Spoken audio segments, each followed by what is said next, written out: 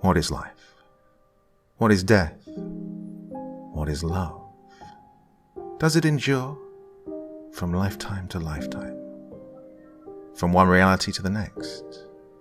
These are all interesting and intriguing questions that this amazing story, well, not exactly trying to answer, will pose more questions to you, baby.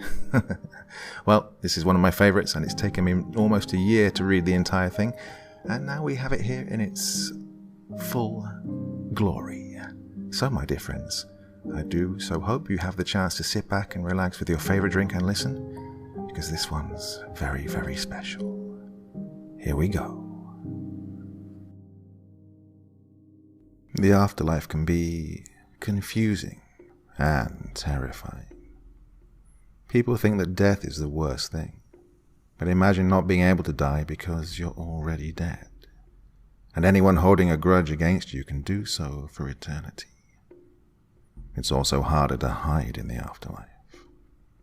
I know this because I have personal experience trying to run away from a crazy dead person while being dead myself. Even now, I'm not sure how long I have until he finds me, and I have to start running again.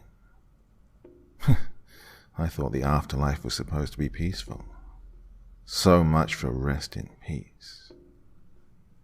Before I begin, let me make this clear. I did not do anything to make this person hate me. Okay, I guess that could be a matter of opinion, depending on how you look at it. But it's not like I knew the person in life, and I didn't kidnap their dog in death or anything like that. He hates me, though.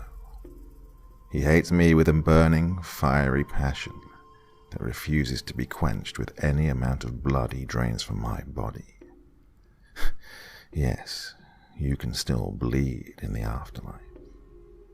You can't die from it, but you can bleed until you pass out. Then you wake up hours later, blood refilled like a water bottle, ready to be drained again. Before you ask, yes, you can also feel pain. You just can't die, no matter how much you wish you could. Why would you want to die if you've already died, you ask? Simple. To make it stop. I'm sure that I'm not the only one with a tale like this, but I'm not sure how many other people have been able to reach out to the world of the living and share their story. Possession is trickier than you might think. It's not just a matter of forcing your way into someone's body and taking control of their life as if the body was your very own. There are a few different methods, including some ritual being performed and botched by someone who still needs to breathe, blood loss in a cemetery, establishing a connection over a period of time, and so on. Sure, you can inhabit your own corpse, but I wouldn't recommend it. It never goes as expected, and it's easy to get trapped by the fleshy, decaying cage that used to be the living you. Because you're technically dead, you need a different type of sustenance. Specifically, you need human parts.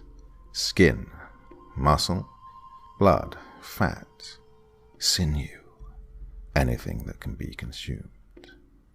Depending on how long you've been deceased, your appetite could be simple, or it could be widespread.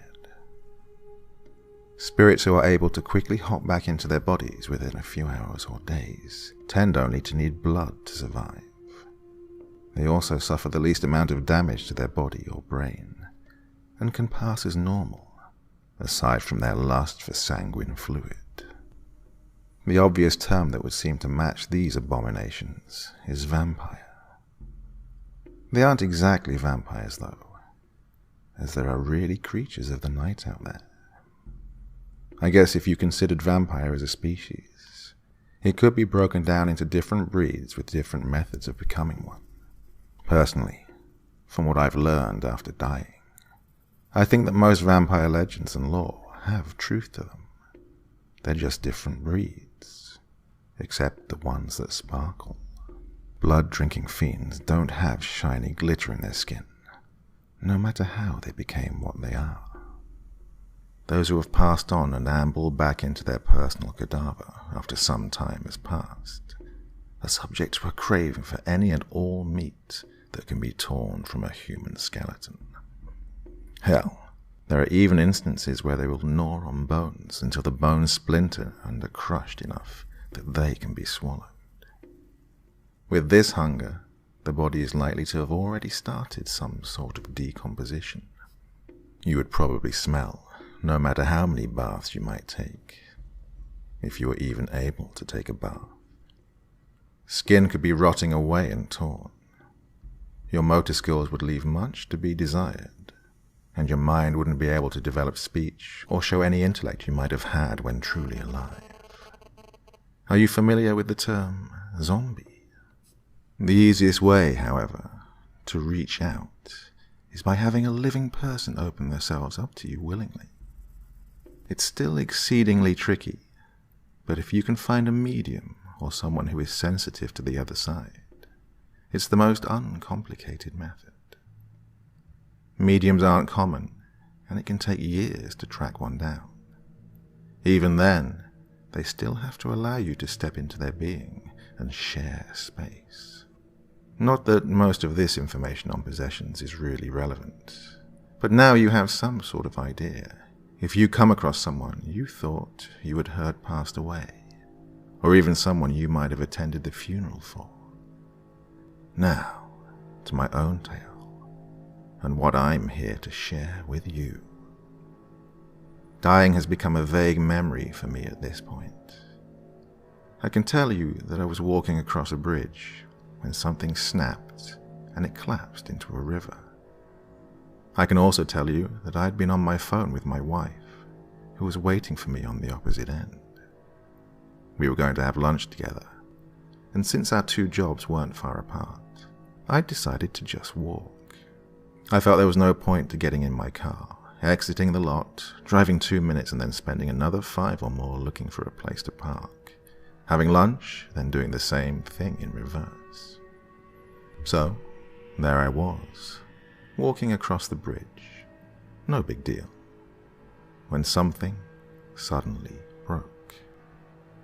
The last thing I remember before being surrounded by water was telling my wife to stay there. Whatever had broken made a loud noise, and I instinctively wanted to keep my wife safe. Then my body was plunged into the chilly water below, and I wished that I'd taken those swim lessons when I was 6. When you're alive, you think that meeting the Grim Reaper or Jesus or God or anything of that nature is going to be some breathtakingly momentous occasion. Maybe it is for some people, but it's lost its weight with me. Don't get me wrong. When it happened, I was aghast, and the stammer that I'd been plagued with since I was little returned. But at this point, you see it so often that it stops being a big deal.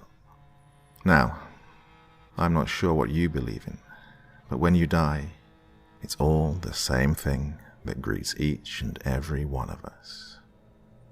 The only difference is the appearance. For me, I saw a reaper. Yes, you read that correctly. I said a reaper, not the reaper. Did you really think that with over 7 billion people in the world, there was only one being to cater to every death?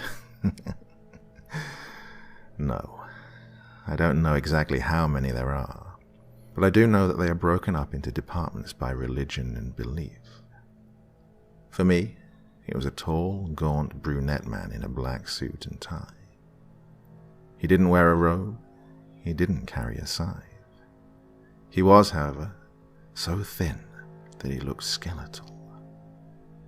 It wasn't exactly an emaciated look, as you might expect from a painfully skinny person. Somehow, it just seemed natural, like it was a normal appearance. His 3-piece suit was entirely black, save the tie, which was a stark bone white. The conversation was fairly simple. He introduced himself as Frank. Yeah, I know, a Grim Reaper named Frank. He informed me that I was dead, that he was taking me to the afterlife. Yada, yada, yada. It was a spiel I'm sure he'd recited day in, day out for centuries. My wife, was the first thing I uttered to him. He had looked at me with a raised eyebrow. Wife? Oh, right. You're Alexander R. Grant, the bridge guy. Recognition spread across his face in the form of a small, sheepish smile. I was getting ahead of myself, thinking you were Roger Johnson. Sorry about that. I stared at him silently. As much as I knew I should have been focused on the fact that I was dead, and had left my wife to go on living all by herself, my thoughts broke to give way to one. I did not want to be known as the bridge guy. Your wife is Annie M. Grant, correct? He double-checked with me.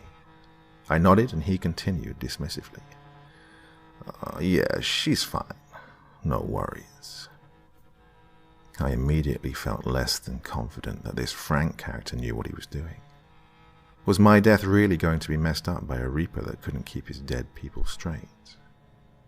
What if I ended up in the pits of fire with a pineapple being shoved where the sun doesn't shine, instead of relaxing on a cloud? Not that I automatically assumed I would go to whatever kind of heaven there was, but I think you get the picture. Frank offered a smile. It wasn't a kind, welcoming smile. It was more the kind of smile you would be greeted with on the face of a seedy used car salesman that really needs to sell that 15-year-old Pontiac that looks like it's been used as a muddy trash can for 10 of those years. When I only raised an eyebrow and continued to stare at him, he turned and motioned with a hand for me to follow. I obliged and walked beside him. It was now that I finally realized my surroundings. We weren't walking amongst clouds or darkness, rather a world that looked the same as the living one, save two things. First, it seemed to be perpetually overcast, despite not being able to see any actual clouds in the sky. In fact, I thought I could faintly see the stars above us, just barely twinkling millions and millions of light years away. It was an odd sensation. Lee shook. I stopped walking and looked absent-mindedly at his bony face. I saw his phony grin fade into an expression that made me think he actually felt bad for me. I've been there, Alexander. I know it's difficult to leave someone behind. Xander, please. I figured everyone in life called me Xander. Surely the Grim Reaper could in death. Can you at least tell me if she'll be okay? Yes, he answered, emotionless. Annie will eventually move on and remarry. I felt my heart sink and begin to break. I couldn't imagine her with anyone else, but at the same time, I didn't want her to spend the rest of her years alone and mourning me.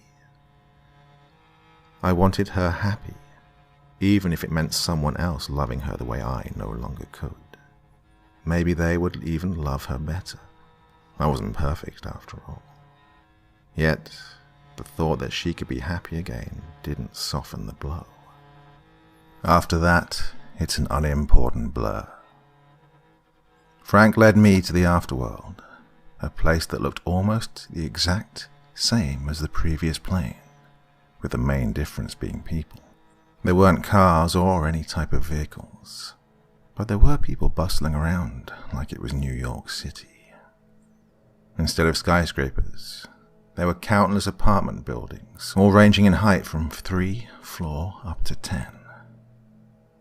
Frank led me to my own apartment while explaining rules and portal markets. Short buildings that look like they house office suites. One can usually be found every couple of miles or so. Quick explanation for what a portal market is. It's a building where you can find doors to anywhere you want to go.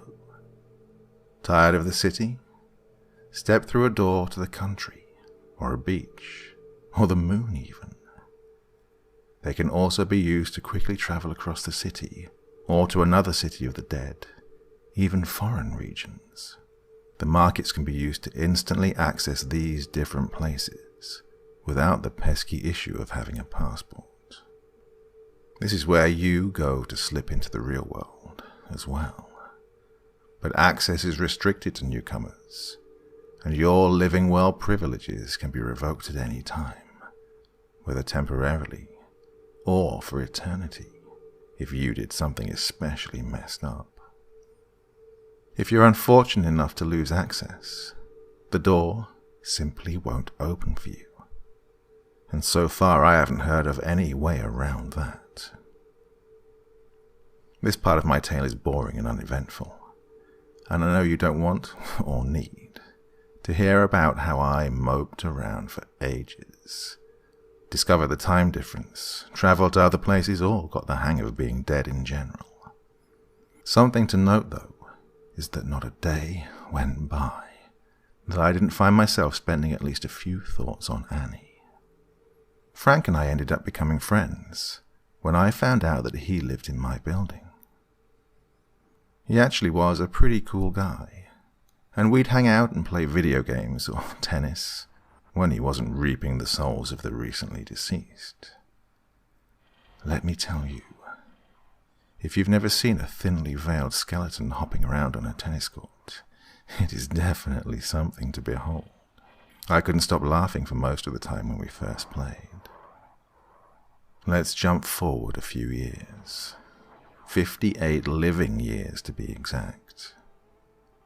I awoke to a loud knocking on my door. Yes, the dead sleep. We don't have to, but many of us do it out of routine, and many times boredom. We also breathe, even though our bodies no longer need oxygen. It's something like an unbreakable habit. I groggily shuffled to the door and opened it to see Frank standing there. He had a strange look on his face, as if he was excited about something, but also worried and apprehensive at the same time. I saw he was shifting his weight from the balls of his feet to his heels, over and over. What's up, man? I nodded to him. So I was doing my job. He began speaking excitedly. And I was reaping the soul, you know? I rolled my eyes a bit when he paused. Yes, Frank, you reap souls. Right, so a little old lady passed away, and I was doing my thing when she asked me something that surprised me. He paused again, and I gestured for him to continue. One of his hands raised to rub the back of his neck nervously. She wanted to know if I knew someone who had died years ago. Okay. Is this going to be another one of those I tripped over a cat because I was distracted stories? Or someone wanting to meet a celebrity? You wouldn't believe how death doesn't change a fan's yearning to be loved by their idol. Frank really had tripped over a cat too. Even in the afterlife, we have domestic animals. They're usually attached to the people who owned them and loved them in life. If their human hasn't died yet, they've been known to just roam around the streets. While leading a soul to their own home one day, Frank had fallen face first on the ground when an orange tabby snaked himself between Frank's feet. He told me about it later, embarrassed, but I just wished I could have been there to see it. No.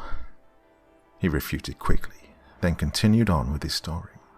We don't usually get requests to be matched up with someone, and it's even less likely we are able to do this for them. Usually people have to find each other on their own.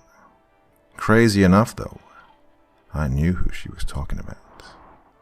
I'd been the one to bring him over. I was getting tired of his constant pauses, so I told him, that whole pausing for dramatic effect thing only works if it's not done over and over in a single story. This time he rolled his eyes at me, and his lips spread into a huge, genuine smile. He took a step to the right and revealed what was behind him.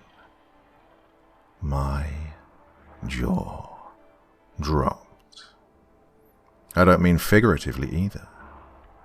I mean, I stood there, speechless, mouth agape, unblinking, staring at the figure in the hall just beyond the door. I was frozen, my mind failing to process what I was seeing until the spectre took a step forward and pushed my chin up, closing my mouth.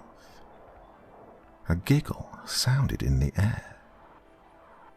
Before I realized what I was doing, I reached out and grabbed Annie, showering her in a flurry of kisses and squeezes. It was Annie. It was my Annie. She was dead, and I couldn't be happier. I stopped and looked at her face, still struggling to believe she was really here. Her countenance wasn't that of when she died. Instead, she had reverted back to the age I had last seen her. Knowing that the dead take the form of when they were the happiest, I wondered if this could have been because of me. I know my life had been happiest right before it was cut short, and that was entirely due to having her. When she smiled at me, I cupped her face in my hands and kissed her longer and deeper than I ever had. My Annie was here. My beautiful, wonderful Annie. I'll just go this way. We heard Frank murmur, and out of the corner of my eye, I saw him point down the hall. I have to go do anything else but watch the live-action porno that's about to unfold. We hardly noticed him walk away. I pulled her into the apartment and kicked the door shut, not wanting to take my hands off of her. Here's another time when you really don't need the details. To put it simply, we spent days in bed, wrapped up in each other, making love like a couple of teenagers with an endless supply of coffee and energy drinks. Forgive me while I leap once again to years later. Annie and I were happy. We had spent every day together, making up for lost time. We didn't talk much about her life after I had left it, but I knew that she remarried, had one child, and when she passed away, 3 grandchildren. She didn't like to talk about it because she felt guilty, but she told me on a couple of occasions that she had a good life and was content, but had never been as happy with her second husband as she had been with me. I won't lie, this boosted my ego immensely, even if I wouldn't admit it. Through all of the love we shared and years we spent together, one thing never dawned on either of us until it was too late. It was late one afternoon when there was a pounding on the door. Annie remained curled up on the couch while I answered it with a smile. Instead of a polite hello, I was greeted with a large fist colliding into my nose and knocking me flat on the floor. I propped myself up on an elbow and tried to focus on the mass of a man now standing near my feet. Once my vision stopped swimming, I was able to see the tall, broad-shouldered stranger clenching his fists over and over. I heard Annie jump up off the couch and rush to my side, but stop as soon as she saw the man. "Herbert!" Annie gasped. "Annie," the hulking man said curtly, motioning towards me. "Who the fuck is this?" "Herbert, this is Alexander, my first husband." I could hear the reproach and hesitation mixed in her voice as she responded. "This is your first husband?" he asked so incredulously that I felt insulted. Maybe I didn't look like a football player, but it's not like I was a lanky, pimple-faced dweeb either. "Hey, at least my name isn't Herbert." I jeered at him as I pushed myself off of the floor to stand face to face with my attacker. He was a good 3 or 4 inches taller than me, and the way he was fuming reminded me of the Minotaur from Greece. Annie slipped an arm around my waist, taking a moment to look at the blood gushing out of my nostrils and onto my shirt, before turning back to the bull man. He was huffing, but didn't respond. "Marriage is until death do us part, and death parted us, Herbie. I'm sorry, but no matter the good life you and I shared, I can't deny that Alexander is my soulmate." I smiled down at her and wrapped my arm around her shoulders, kissing the side of her head. "Hey, look, man," I started, turning back to him, but was cut off by a large, meaty hand gripping me by the throat.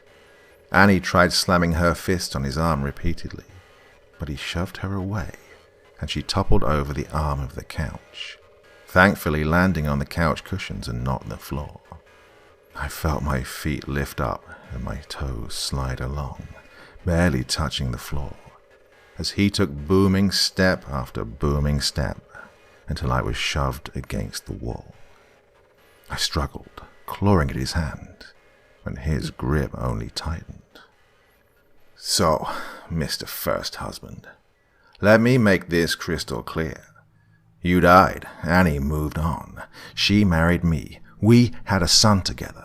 We have grandkids together. She died with me next to her. That's right, me, not you. She is mine. You've had your time to spend in this young man's fantasy. Now it's time to grow up. She will be coming with me, and you will not stop it." Annie scrambled to stand up. I glimpsed rage in her eyes as she strode purposefully towards us and used the length of his outstretched arm to situate herself between the two of us. "Put him down," she demanded, punctuating every word. He looked down at her face and glared, but she held fast. That was my Annie, the little Spitfire. We remained locked in this position, the three of us, for at least another minute, before he lowered his arm and released my neck. I gasped for air and bent over, choking and coughing. No one said a word. Herbert spun on his heels and stalked out of the door, slamming it shut so violently behind him that I heard the wood of the door frame splinter. "Whoa, what the hell was that?" I demanded. Annie turned around to face me, her expression instantly softening as she touched my face and gazed at my neck. "Are you okay?" Her fingertips moved from my face to my neck. I nodded. "Yeah, I'm already dead, remember?" Annie sighed deeply and frowned. "Oh, I'm sorry, Xander. I didn't even think of what would happen when Herbert died. I guess I just wanted to pretend that that part of my life was just a dream. It's okay, it's over now." I straightened all the way up, pressing my back into the wall. Annie made a face that forced me to ask, "What?" "Well, Herbie is the type that does anything to get what he wants. He used to work for the government doing who knows what. I wasn't allowed details." My eyes widened. The government? Not allowed details? Was he a damn hitman or spy or torture specialist or something? Hey, maybe that's changed. He hasn't worked for at least a decade and a half, and maybe in death he isn't so gung-ho about things. She offered hastily, seeing my expression. I looked at her, my eyes still as wide as saucers. "Yeah, right." I breathed the word out sarcastically. A few days later, and we hadn't heard or seen anything of Herbert the Minotaur. I started to believe that maybe he really was able to move on after he had, well, moved on. He was far from my mind when Annie and I decided to spend a day at the beach. Inside the portal market, she walked through the door first, carrying a bag full of towels and blankets. Before I could step through, however, I was yanked backwards by the shoulders, and the door slammed shut in front of me. I spun around to see none other than Bullman himself. Because of our first encounter, I expected it when he took a swing at me. I ducked just in time, and his fist hit air.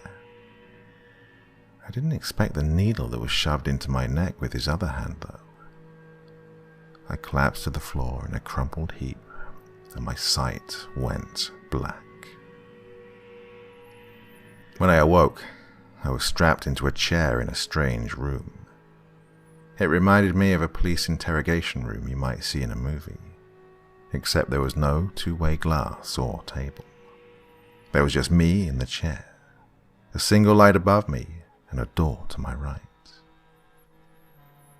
I pushed and pulled my limbs against the restraints, but they wouldn't budge. I'm not sure how long I sat there trying to figure out how I would get out of this before the door opened. I watched as a tray with various objects was wheeled in, followed by Herbert. "Oh good, you're awake." He stopped the cart near me, then retreated back to the door to pull in a chair that he placed directly in front of me. "Now, Xander. May I call you Xander?" he asked, picking up a box cutter and examining it in the light. "No," I answered shortly. "Okay, Alexander it is then." He placed the box cutter back on the tray and lifted a medical saw. "Alexander, I'm not sure what Annie has told you, but I used to work for the government in a very specific capacity." He set the bone saw down and looked directly in my eyes. "You're a torturer, I'm guessing," I spat out flatly. The Minotaur man made a check mark with his finger and smiled. "Correct. You're not as dumb as you look." I stared blankly at him. Without another word, he retrieved a syringe and shoved the needle unceremoniously into my arm. Dropping it back onto the tray, he stood up, looming over me.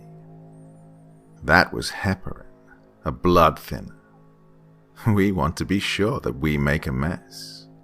I always liked making a mess. His smile reminded me of Freaky Fred from Courage the Cowardly Dog. "You do realize that we're already dead, right?" I blurted out. "Oh, Alexander, I don't care about killing you. I just want to make you bleed. Extra points if I get you to scream." There was a malicious glint in his eyes as he lifted a small knife from the cart and began carefully making an incision above my left eye. I cried out in pain, blood trickling down my face. I blinked rapidly. I yelled profanities at him. I spat at his face. He paused for a moment and wiped the dribble off his forehead and cheek, then pushed the blade calmly back into my skin. Eventually, he made a circular cut around my entire eye. My vision blurred with red, blood dripping and leaking over my pupil. The psychopath then began sliding the tip of the knife under my skin by means of the open slices. "What the fuck are you doing?" I yelled at him. My outburst startled him, and he stopped suddenly. "Oh, damn, you're right," he responded like a light bulb just clicked on. He set the knife down with the blade propped on the edge of the tray, so I could see my own blood covering the shiny surface. Herbert left for a moment and returned with a full-length mirror he placed against the wall directly in front of me. The chair he had sat in briefly was obscuring the view, so he moved it, and I was able to see my entire reflection. He retrieved the knife and stood to the side of me, motioning to the mirror. "There you go. Now you can see everything." His words were as cold as ice, and I wondered how Annie could ever have been interested in him. I screamed out in pain and terror as he began again to push the blade underneath my flesh and wiggle it around. After 10 minutes, I was looking at my bloody face in the mirror. The skin surrounding my left eye peeled off and tossed to the floor. I began to weep, salty tears stinging where they met the wound. For the next few hours, Herbert would do the same with the other eye. Liberate 4 of my fingers, demonstrate what it felt like to have an Achilles tendon ripped into, and attempt to find out how deep my navel would really go. He did this last one with a piece of glass. Somehow I didn't pass out until he began cutting into the back of my neck because, as he put it, he wanted to see if I actually had a spine. When I awoke, I was no longer bound to the chair. The skin on my face was back. My wounds were closed. My fingers had been returned, and, aside from my clothes, my body was devoid of any blood seeping from anywhere. I looked around and saw that Herbert was gone. I was still in the room, but I was on the ground and alone now. Without allowing myself time to think about what had happened, I jumped up and bounded for the door, throwing it open to reveal a long hallway. There were no other doors along the dark brown walls, and it was completely empty. I stepped out, looking around for any sign of my captor. My clothes felt stiff, and the blood that had soaked into my socks and dried made each footfall crunch slightly and worry me that someone would hear me. I had no idea where I was. Once in the hall, I shut the door quietly and looked to my right. The hall ended several yards away. I looked to the left and saw the corridor curved sharply to the right. I followed, fearing Herbert would appear at any second. After the bend, I was greeted with another almost empty corridor. This one had a white door at the very end of it. I made my way to it and turned the knob. I paused, waiting for someone to shove themselves through the door and tackle me to the ground. When this didn't occur, I yanked the door open and was greeted with a familiar sight. I was in a portal market. I let out a breath and bolted to the front door of the market, pushing my way outside only to discover that I still had no idea where I was. The buildings that surrounded me weren't ones I was used to seeing, and everyone was speaking a different language. I wasn't even in my own region. Shit, I whispered breathlessly to myself, and walked back inside the market. Everything was in the language of this area, a language I couldn't even begin to attempt to read. I had no idea what door I needed to go through to get back. So, I did what any sensible person would do. I started opening every door. First door, mountains. Second door, a lake. Third door, a bustling street with people that still didn't speak my language. I continued on until I had exhausted the first floor completely.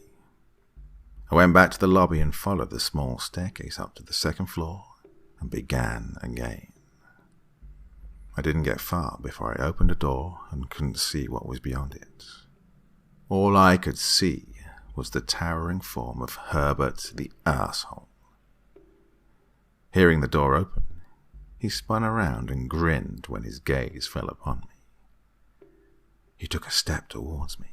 I jumped backwards and reached behind me.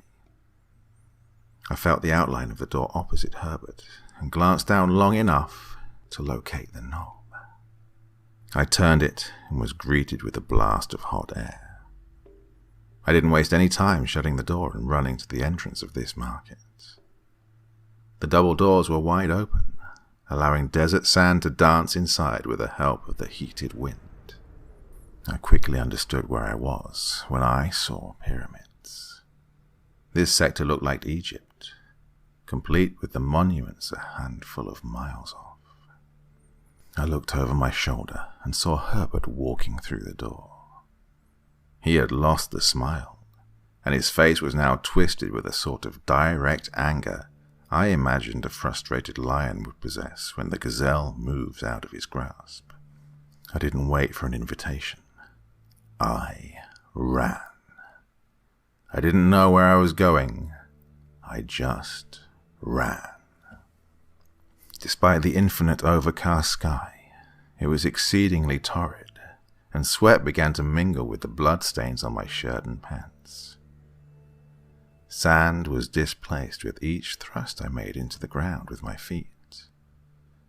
Several times I felt my body trying to slide out from under me, but I managed to stay upright. I ran for what felt like half an hour before I slowed down to take a stock of my surroundings. No sign of Herbert. No sign of anyone.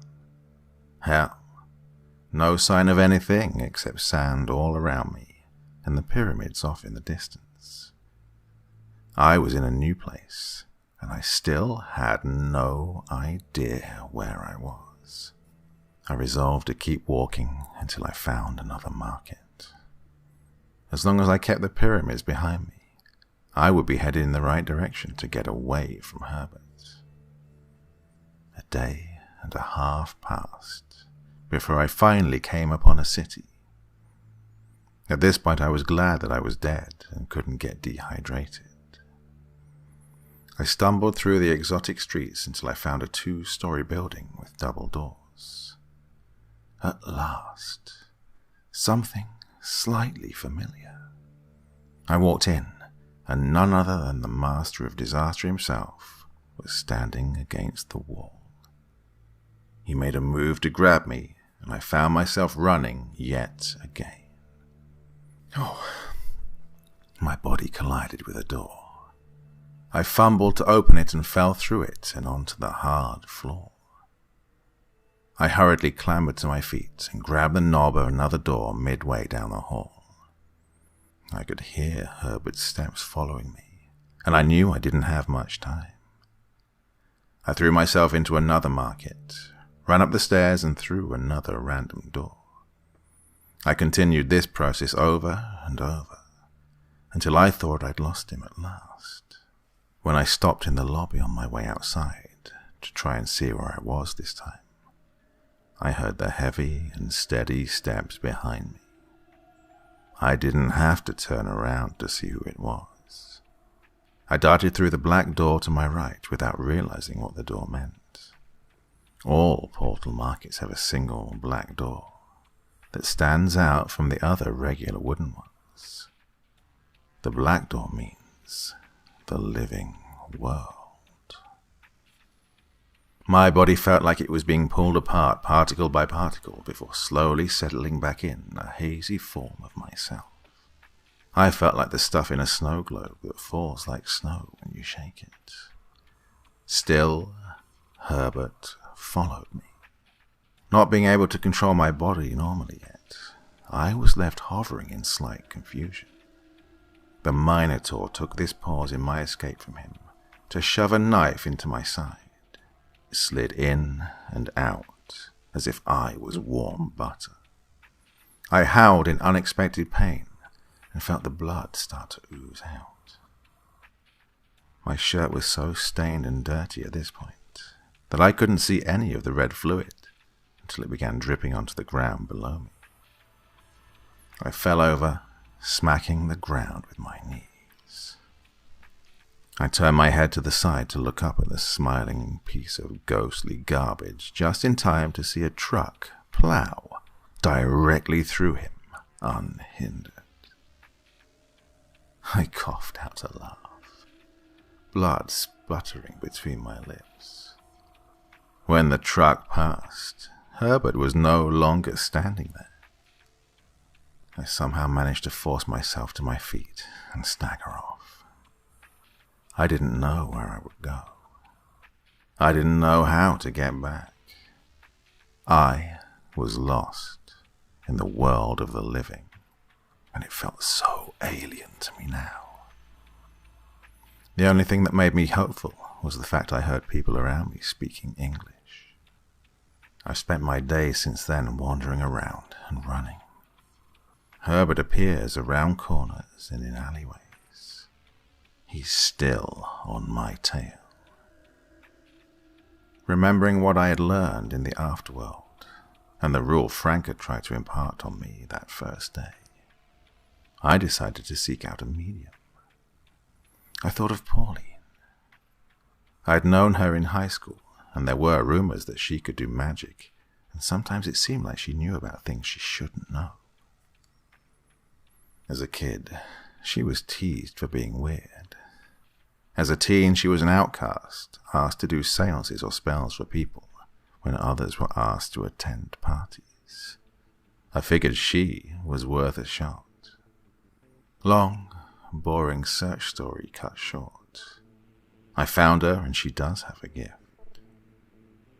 She agreed to let me into her body, to write this out, as a warning to everyone out there who is holding a grudge, or has one being held against them. Be careful. Death might end marriage, but it doesn't end hatred. Death can even create contempt.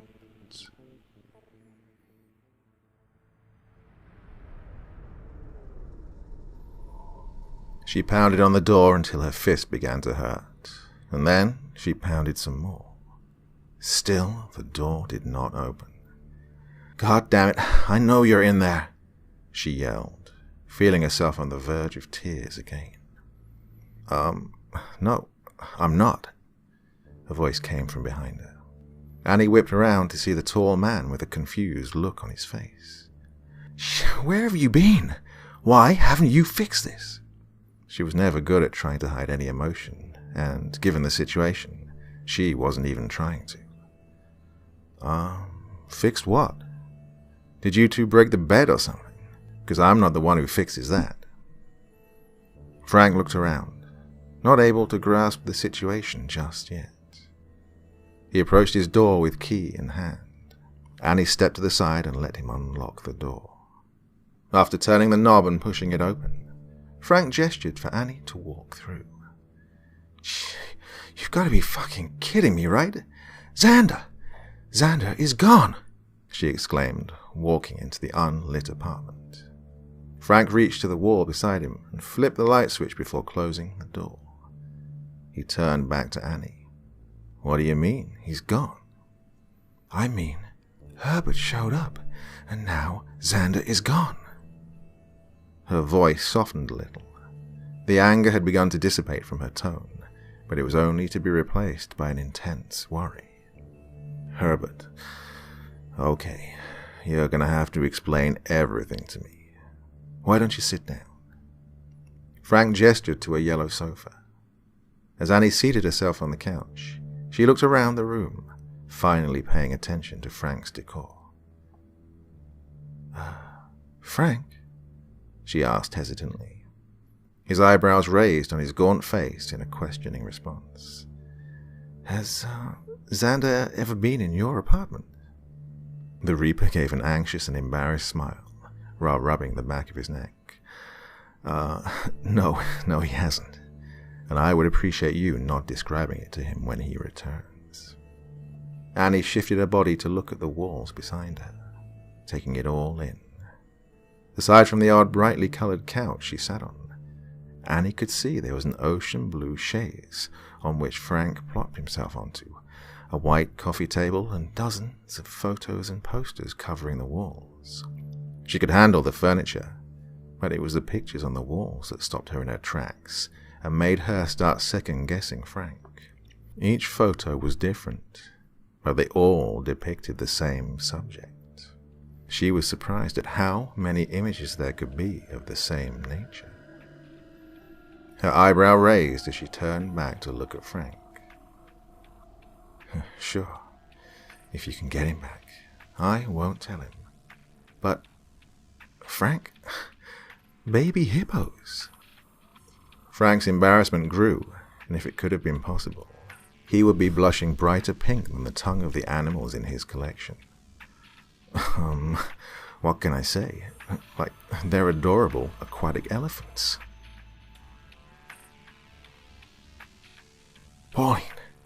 Pauline, wake up! Oh, shit, come on, you have to wake up. I yelled and pleaded with the body that lay slumped over against the brick wall. It was the body that I'd just been in seconds before. I wanted to scream for help, but no one would hear me. At least, no one alive would hear me. I wanted to scream for help. I knelt down next to the small woman. Her long grey hair was slightly disheveled. Her lips were parted just barely, her head to the side, ear almost touching her shoulder. She looked so frail and fragile now. I heard murmuring and looked up just in time to see a boy, who looked to be about 17, rushing over. I instinctively stood up. I was worried that this punk kid was going to rob sweet Pauline of the jewelry on her fingers and neck. It took me about 3 seconds to realize that, even if he did, there was nothing I could do about it. He passed through me and shivered for a moment, looked around and then shook his head. His friend was coming up to join him. "She okay? Hey, lady, are you okay?" The friend nudged her foot. The first boy rolled his eyes and knelt down where I had been. I don't know, Ty," was the simple response. The boy leaned over and held a finger under her nose. He let his finger linger there a moment longer, frowning and moving to press 2 fingers against her neck. He looked over her body, and his shoulders slumped. "Tyler, call 911. The friend pulled out his phone apprehensively and asked, "Are you sure? What if she's just napping? Old people nap all the time, right?" "Tyler, stop your goddamn procrastinating and call for an ambulance. She's not breathing and I can't feel a pulse." The teenager snapped at his friend. I wasn't sure how close these two were, but it was obvious that this kid cared more about someone's life than his friend Tyler did. "Oh, no," I repeated, pacing back and forth. He said she wasn't breathing. He said he couldn't feel a pulse. What if she was dead? It would all be my fault. I never should have involved her. I should have thought about her age when I asked the medium to let me in. I should have asked her if she knew anyone younger. I should have asked her to write the anecdote and share it for me. I should have... My thoughts were cut off by a small voice behind me. "Xander? What's going on?" I whipped around to face the spectral visage of Pauline. This version of her didn't look as breakable as the flesh and blood body that sat lifelessly a few feet away. Before I could answer, she looked around and saw her body being tended to by the young man and the other on the phone, directing someone to where they were. "Herbert showed up. You weren't there, so I ran. I didn't want to leave your body behind. I think the running caused a heart attack." I felt like I was on the verge of tears. Pauline, on the other hand, looked frantic. "Oh, goodness," she gasped and rushed over to her body. "Pauline, wait. They said you might be..." I watched her merge back into her body, finishing the sentence too late. "Dead." Shit. If her body really had died, this wouldn't be pleasant. I focused on her and saw her fingers twitch. The boy leaning over her still didn't notice until her chest rose and fell in a deep, heavy breath as she gasped for air. He leaned back to give her space. The 3 of us watched as her eyelids blinked open and she looked around. "Ma'am, are you okay?" the one next to her asked. Before she answered, she tried standing up, pushing against the wall to help. The nice boy jumped to his feet and extended an arm for her to take. Pauline stood on shaky legs with an arm tucked through his. She patted his arm with her other hand and smiled. Yes, I'm fine. Thank you, young man. Are you sure? What happened? Paramedics are on their way, he informed her, still visibly worried over this stranger. I hadn't even realized that Tyler had slipped his phone back into his pocket until now. I'm not quite sure. Pauline furrowed her brow and looked to the place where she'd awoken. Back in her body, she looked delicate to me again. Her back hunched a little with her age. Her hands trembled, and her voice was soft. But at least she was alive. At least, I hope she was alive. This is Tyler. The boy gestured to his friend, who gave a slight wave. And I'm James. We're going to stay here with you until the ambulance arrives and at least takes a look at you, okay? I smiled, feeling that his question was more of a statement. I saw a look on her face that made me think she was going to attempt to protest. She caught a glimpse of me, and I gave her a stern look. All right, James. Tyler, Pauline sighed, giving up before she'd even started. She shot me a look that made me wonder if she'd found anything on her astral trip. The four of us waited there for just under 10 minutes. Only 3 that would be addressed by the paramedics. They arrived and James helped Pauline into the back of the ambulance, where her vitals began being taken, and she was asked questions. She told them that she was walking and thought she was having a heart attack, so she stepped into the alley and sat down. She explained that she must have blacked out and had been exhausted, and that when she awoke, she felt fine. The 2 EMTs shared a concerned look, and the one working with the equipment gestured the other one to the front seat. Ma'am, we're going to have to take you to the hospital. Are you sure you're feeling all right? He asked the small woman on the stretcher. The expression on Pauline's face said that she wasn't so sure anymore.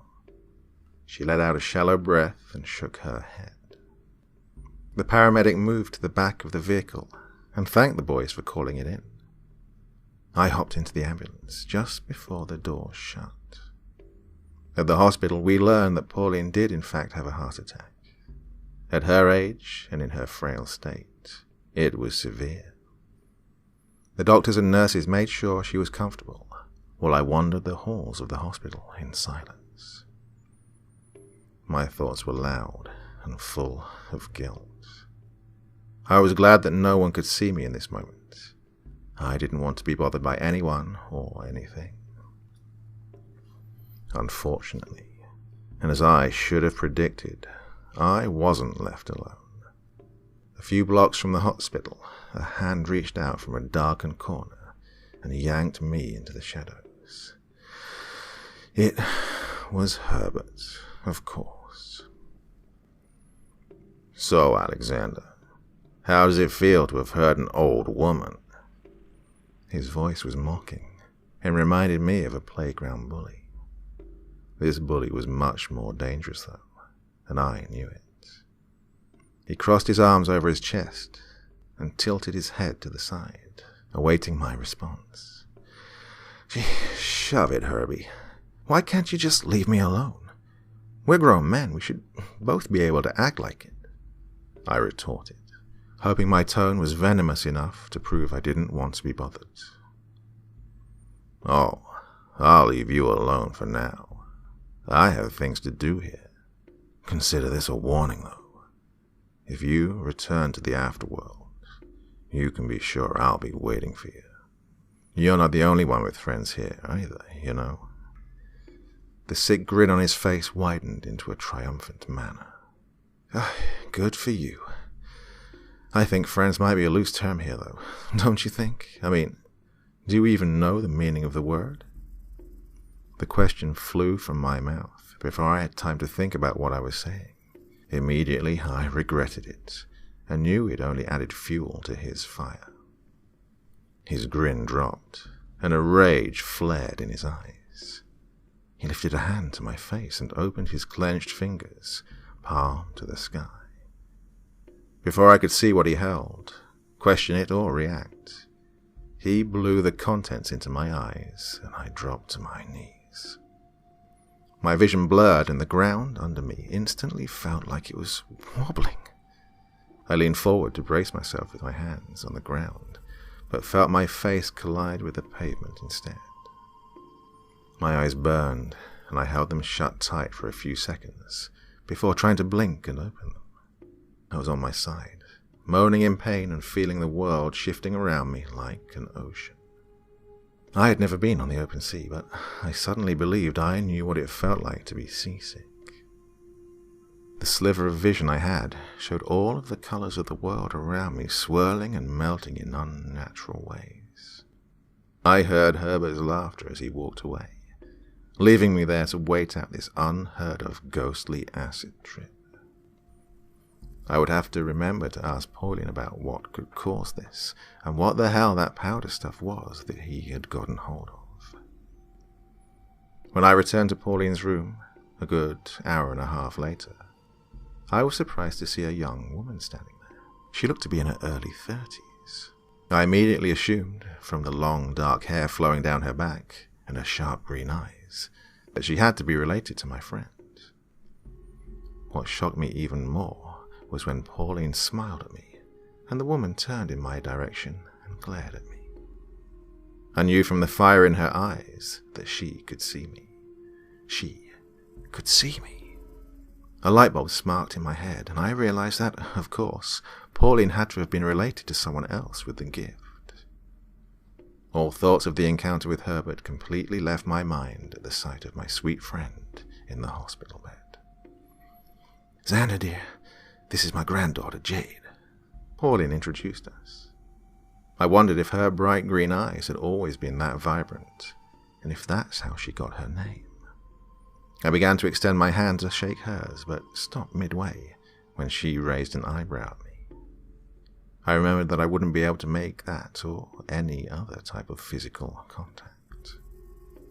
"You didn't say he was dim," Jade said to her grandmother. Pauline let out a pained giggle that was cut short.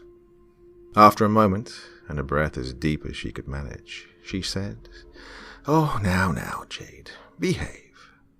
He hasn't spent much time back here in our world since he died. Xander, come closer. I need to tell you something before it's too late." "Too late? Are you—" I was cut off by the feisty granddaughter. "Going to die? Yes. She's dying, all thanks to you." Her tone was harsh and shot through my haunted heart like a sharpened dagger. I opened my mouth to speak, but the bedridden woman beat me to it. "Jade," she reprimanded, as only a relative could. "I will have none of that, do you hear me? I am old already, and we knew it was bound to happen. It was only a matter of time.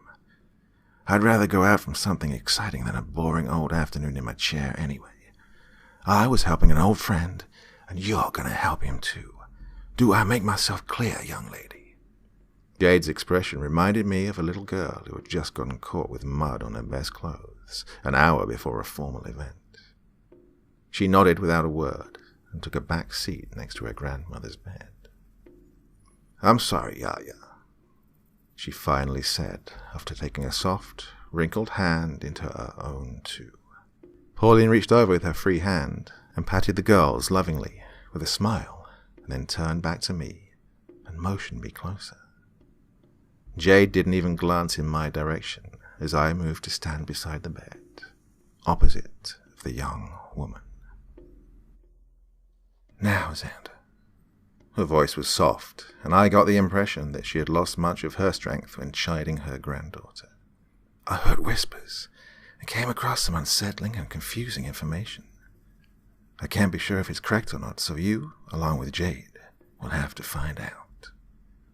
All I can say is that there's something off about Herbert, and you need to go to the cemetery.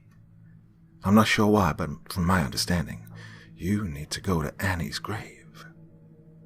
I wasn't sure what she meant by unsettling and confusing information, but I didn't want to force her to talk and expend any more energy than she had to, so I simply nodded. Although curious, I would uncover whatever truth there was on my own now. She had said Jade would be assisting me, But I wasn't sure I could hold this woman to it once her grandmother had passed away. I wasn't counting on it. Another day and a half passed, with little talking between any of the three of us. Doctors and nurses came in and checked on Pauline, adjusted levels of medications in her IV, and gave us, well, Jade, sad looks. We knew that she'd be leaving us at any moment. It still didn't help me to prepare for the moment when a tan, blonde man in a black suit appeared in the room. By his gaunt and skeletal appearance, I knew he was a Reaper. Jade couldn't see him, but he noticed me staring at him and approached to stand beside me. "I have to take her, you know." His voice was more solemn than Frank's. I nodded in understanding. Thought shoved its way to the front of my mind, through the sad and guilt-laden muck. "Hey, do you know Frank?" I turned to face the Reaper. "Aye," he said with a curt nod. "Is there any way you could tell him that I need to see him here?" The Reaper regarded me carefully, studying my face with furrowed brows. Finally, he nodded and accepted the task. Without another word, he reached towards the bed and wrapped his bony fingers around Pauline's fragile hand.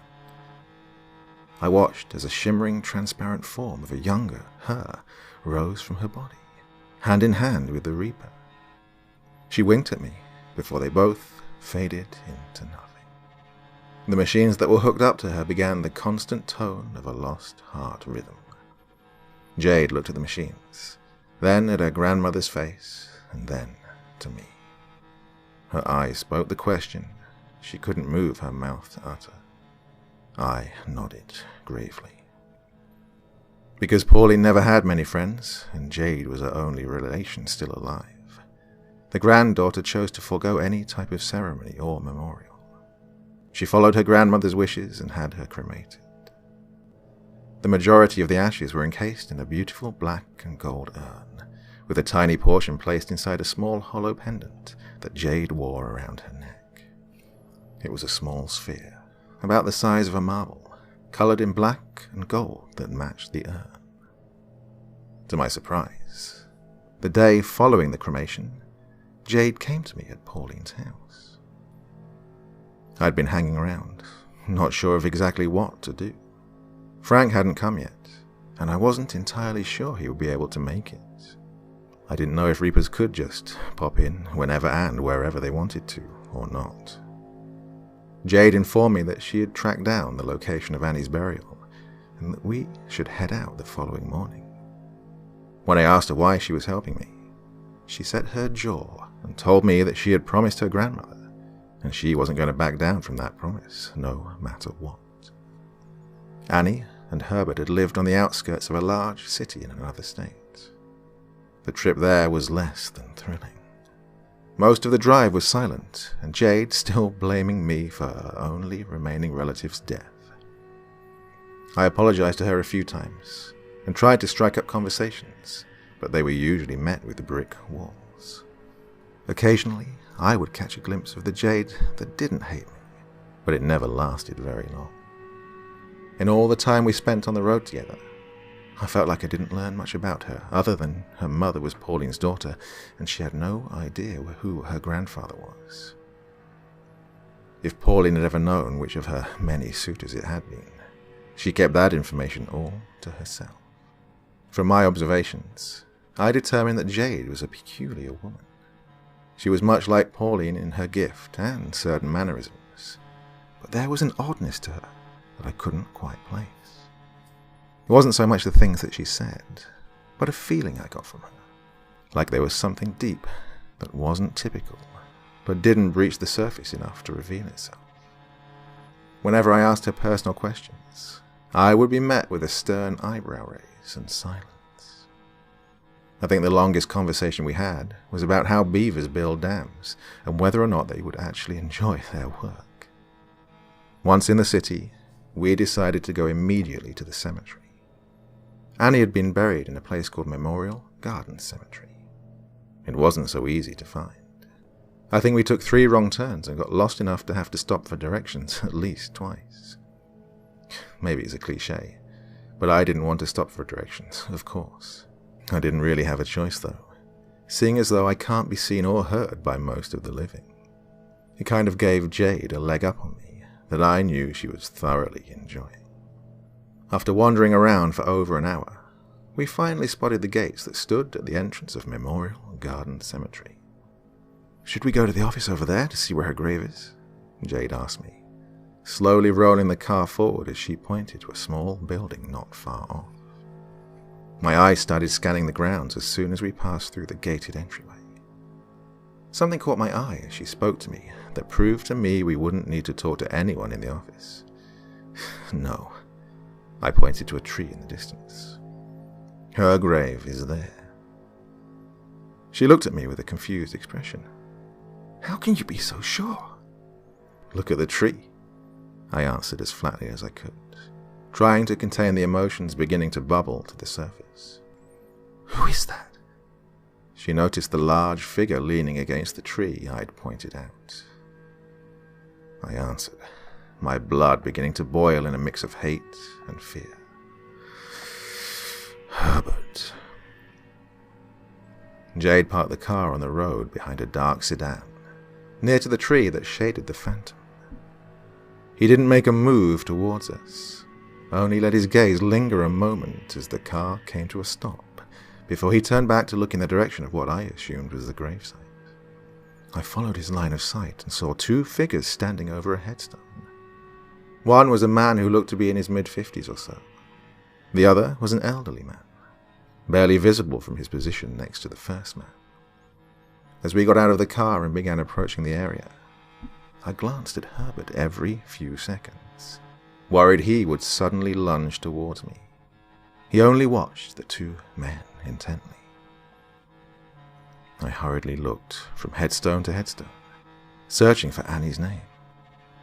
Jade trailed slowly behind me, taking each step slowly and methodically. It wasn't long before I was standing behind the living men and realized that the grave they were visiting was the one we were looking for. I motioned to Jade, and she immediately understood. She began closing in on the grave when the men turned to leave. Seeing her, the younger of the two regarded her for a second and then spoke to her. "Good afternoon," he spoke softly and politely. "Good afternoon, sirs." She addressed them both, then spared no moment for idle chat. Did you know Annie?" The younger man looked taken aback for a moment when he answered. "I'm her son. Did you know her?" Of course. My name is Jade, and my grandmother went to grade school with her. They lost contact after high school, but Yaya heard of her passing years ago. She always spoke of Annie in a loving way, and seeing as I was in the area, I thought I'd just stop by and pay my respects to her childhood friend. She just passed away, and I know she wished she could have done this herself, even though they hadn't spoken in decades. The tale Jade wove calmed the nerves that had begun buzzing when the man said he was her kin. I was impressed by the smoothness and quick thinking Jade had seemed to inherit from her grandmother. The older man, a hunched gentleman attached to an oxygen tank, smiled. "How kind of you. I'm sure she would have loved to know she still crossed the mind of an old friend. Wherever she is, I don't doubt that she appreciates it. Oh, goodness, my manners." He extended a shaking hand that was more wrinkled than Pauline's had been, and dotted with a few dark spots. "My name is Herbert, Annie's husband."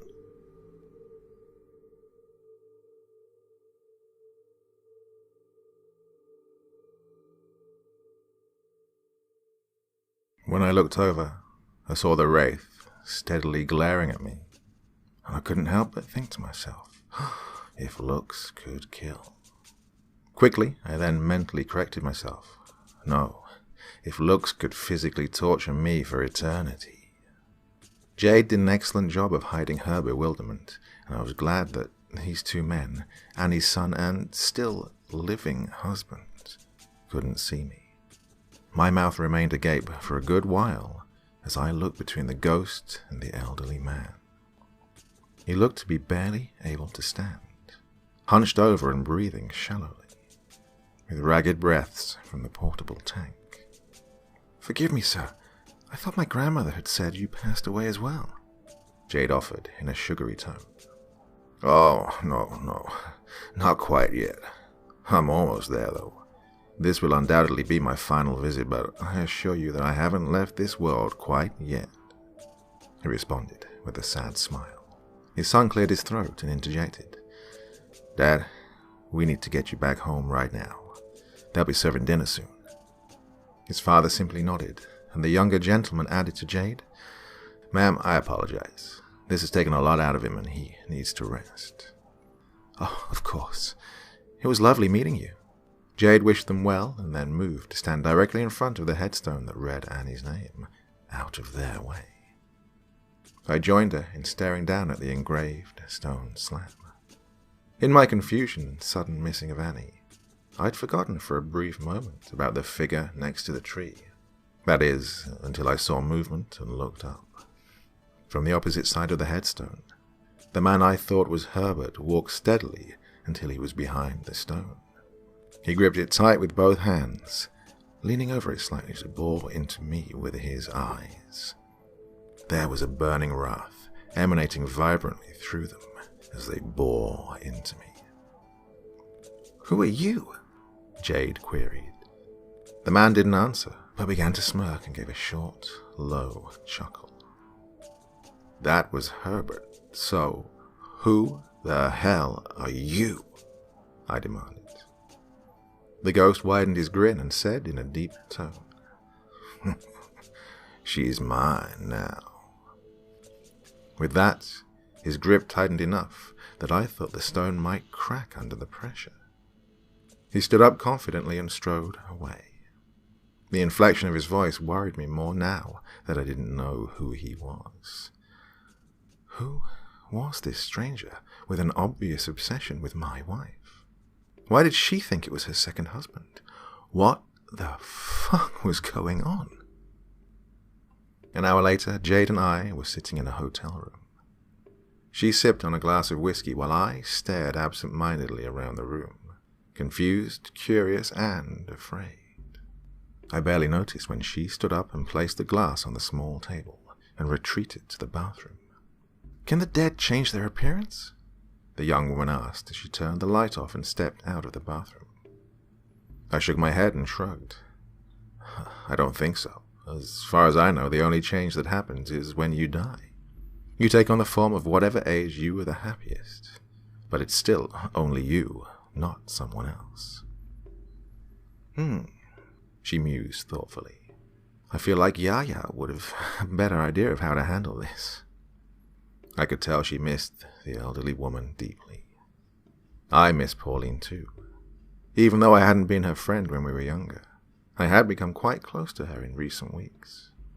I suddenly felt like the walls were closing in on me. I couldn't handle it, and excused myself to take a walk. I wandered the streets aimlessly for a while, lost in thoughts of Pauline and Annie.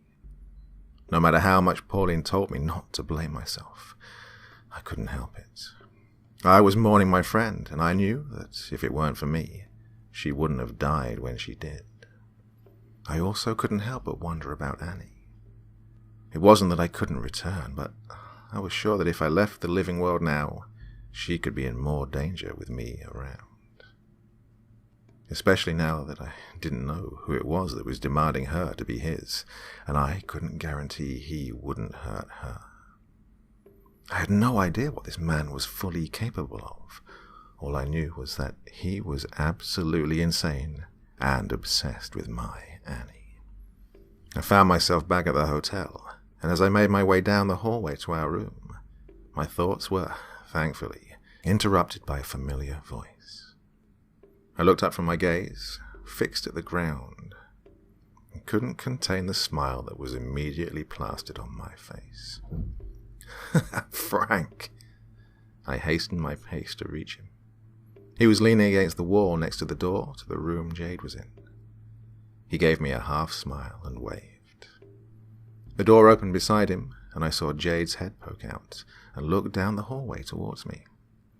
"Oh, there you are," she began, but then froze when she noticed the tall, thin man standing beside her.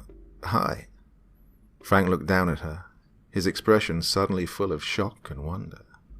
The sight was almost comical, if not for the circumstances. Here was Frank, Reaper extraordinaire, staring down with his mouth agape at the petite, dark-haired spitfire that was Jade. Well, staring down at her head, since that was the only thing that reached past the doorframe. I reached the two, locked in their awkward staring contest, and broke the silence. Jade, this is Frank. Frank, this is Jade. She's my friend's granddaughter. She's been helping me since my friend Pauline passed away. I gestured between the two of them as introductions were said. Frank cleared his throat. Colette? He asked the young woman. Jade raised her eyebrow and stood up straight. No, Jade. Like Xander just said. Were you not listening? He introduced us less than 5 seconds ago, Frank. The spell was broken for her, and her natural saucy tone returned. Frank shook his head as if to clear the daze he was in. He quickly composed himself and reached out a bony hand towards her. Right. Sorry. Nice to meet you. Frank gave his common sheepish smile as she took his hand and shook it. You just look much like someone I knew a long time ago. I looked between the two and saw Jade slowly nod with an almost quizzical look on her face. Her eyes moved to meet mine, and she gestured with her head for us to go inside. I followed her through the door and had to physically yank Frank inside. It seemed the spell he was under hadn't quite broken completely yet. I wondered briefly who this Colette was. He'd never mentioned her before, or any other woman for that matter. Once inside, Jade poured some more whiskey into the glass she'd left on the table and held the bottle towards Frank. Would you like some? I don't even know if you can drink or not. Are you like Xander here? Oh, no. Not only am I corporeal, I can indeed partake in luxuries of this world, he answered with a nod. I would love a glass, thank you. Jade retrieved the second glass from the table and flipped it over before pouring a rather large amount of whiskey into it. She gestured towards a chair, and he seated himself and took a sip of the drink before beginning. Okay, Xander. So, you know I'm more of an employee than a powerful being, right? Yes. I nodded and responded. Well, he continued, there's nothing I can do about Herbert. I can't punish him or lock him away or anything. My superiors can, however, and I went to speak with them. And I prompted him to keep going. He took another, this time longer, drink from the glass. And they were willing to either put him on another plane, similar to the waiting room, or force him to be reborn sooner than he's supposed to. Obviously, they don't wish to do this, but there's also the fear of him being forgotten or becoming someone more in the alternate plane. That's fantastic, though. We can be rid of him and I can go home safely. When can they do it? I asked excitedly. Frank shook his head and stared at the glass in his hand. Well, there's a catch. They're willing to do this if he gets back into the afterworld. They aren't going to send anyone to fetch him on this side. I felt my heart dip slightly for a second, but then realized that was easy. Simple enough. I'm sure he'll follow me if I go back there. Not necessarily. Frank shook his head again. A soul has to be prepared to move on to the next life, remember? I furrowed my brows at him, and he rolled his eyes. Oh, gee, Xander, do you not recall me explaining that to you? Maybe. I shrugged slowly with a childish expression that assured him I didn't remember that conversation. Frank sighed deeply and sipped the whiskey before setting the glass on the table next to him. He leaned forward with his elbows on his knees and his fingertips pressed together. Okay, the afterworld isn't the end all. It's a space created for souls waiting to move into their next life. The soul has to be ready, though, and there's a sort of order to it. If a soul isn't prepared by the time they're set to come back into another life, they can't be reborn. A soul has to have a sort of peace in order to be ready. That's why the afterworld is so laid back and vast. It's meant to help people find that peaceful feeling by the time their number is called. But what if they're not ready? Wouldn't it be possible for someone to continually not be ready and put it off in order to stay in the afterworld? Jade interjected. Not really, he answered her. If someone is to the point where they're enjoying the afterworld enough to stay, then they've found that sort of contentment, and it can be determined in other ways than the specific person saying they're ready or not. I thought we just stayed there. I spoke in a slightly downtrodden tone. Frank looked at me with a flat expression. Really, Xander? You think that billions and trillions of people just pile into a plane of existence for those who've died, and that's it? Don't you think it would be more crowded than it is now if that were the case? I shrugged. Yeah, I guess I never thought about it. Of course not. Frank, exasperated, and rubbed the bridge of his nose, obviously frustrated with my lack of knowledge. This wasn't the first time he'd had to explain something to me more than once, simply because I hadn't listened to him. Frank, what happens if the person isn't ready? Is there any way they can be forced to be reborn? Jade's voice broke through the tension. Yeah, they can be forced to, he nodded to her. But that brings complications and can end up causing problems on the other side of the living. Remember Hitler, Ed Gein, Charles Manson? All souls that weren't ready to be reborn, but were anyways. Not all of them turn out to be psychopaths or genocidal leaders, but there's always that risk. So, it would be safer for this guy, not actually Herbert, by the way, to go to the alternate plane? I asked, taking the moment to mention the mystery Jade and I had uncovered. Not wait. What? What do you mean he's not actually Herbert? Frank looked to me with confusion. It would mean that the real Herbert, the one Annie married, is still alive, at least for now. We met him and he looks like he could drop at any moment. Jade explained to him before I could respond. But Annie said it was Herbert. That's what she told me, Frank stammered. Yep, that's what I thought too, until today, I said. Who is he then? We need to know his identity in order to do anything. He looked to me and then to Jade. She shrugged. Your guess is as good as ours. We don't know. He approached us earlier but refused to tell us who he was. He only said that Annie was his now, and walked away laughing like a creep. That sounds a little too ominous. I'll see what I can find out. You two try to find out what you can over here. We have to find out who this mystery man is. Frank stood to leave. He seemed very concerned with the information we had just shared with him. Wait, Frank, one more thing, I called to him as he turned to the door. He turned around and I asked him, what is the powder that can mess up ghosts? He gave me a confused look. Powder? Yeah, I nodded. A few days ago I encountered the mystery man and he blew this powder into my face. It made me hurt and I felt like I was on a really horrible acid trip. Recognition sparked in his visage. Oh, that sounds like bone dust. Bone dust? Jade asked, incredulously. Yeah, it's made from the grinding of bones, usually a large animal's. There are certain spices and ingredients that are added to it, but it's mostly the byproduct of the bones. Nasty stuff that messes up anyone from the other side. It can't harm humans more than being irritating, but for spirits, it can be fairly dangerous, Frank explained to the both of us. Ugh, real nice, I said sarcastically. Frank nodded to Jade and then waved goodbye to me.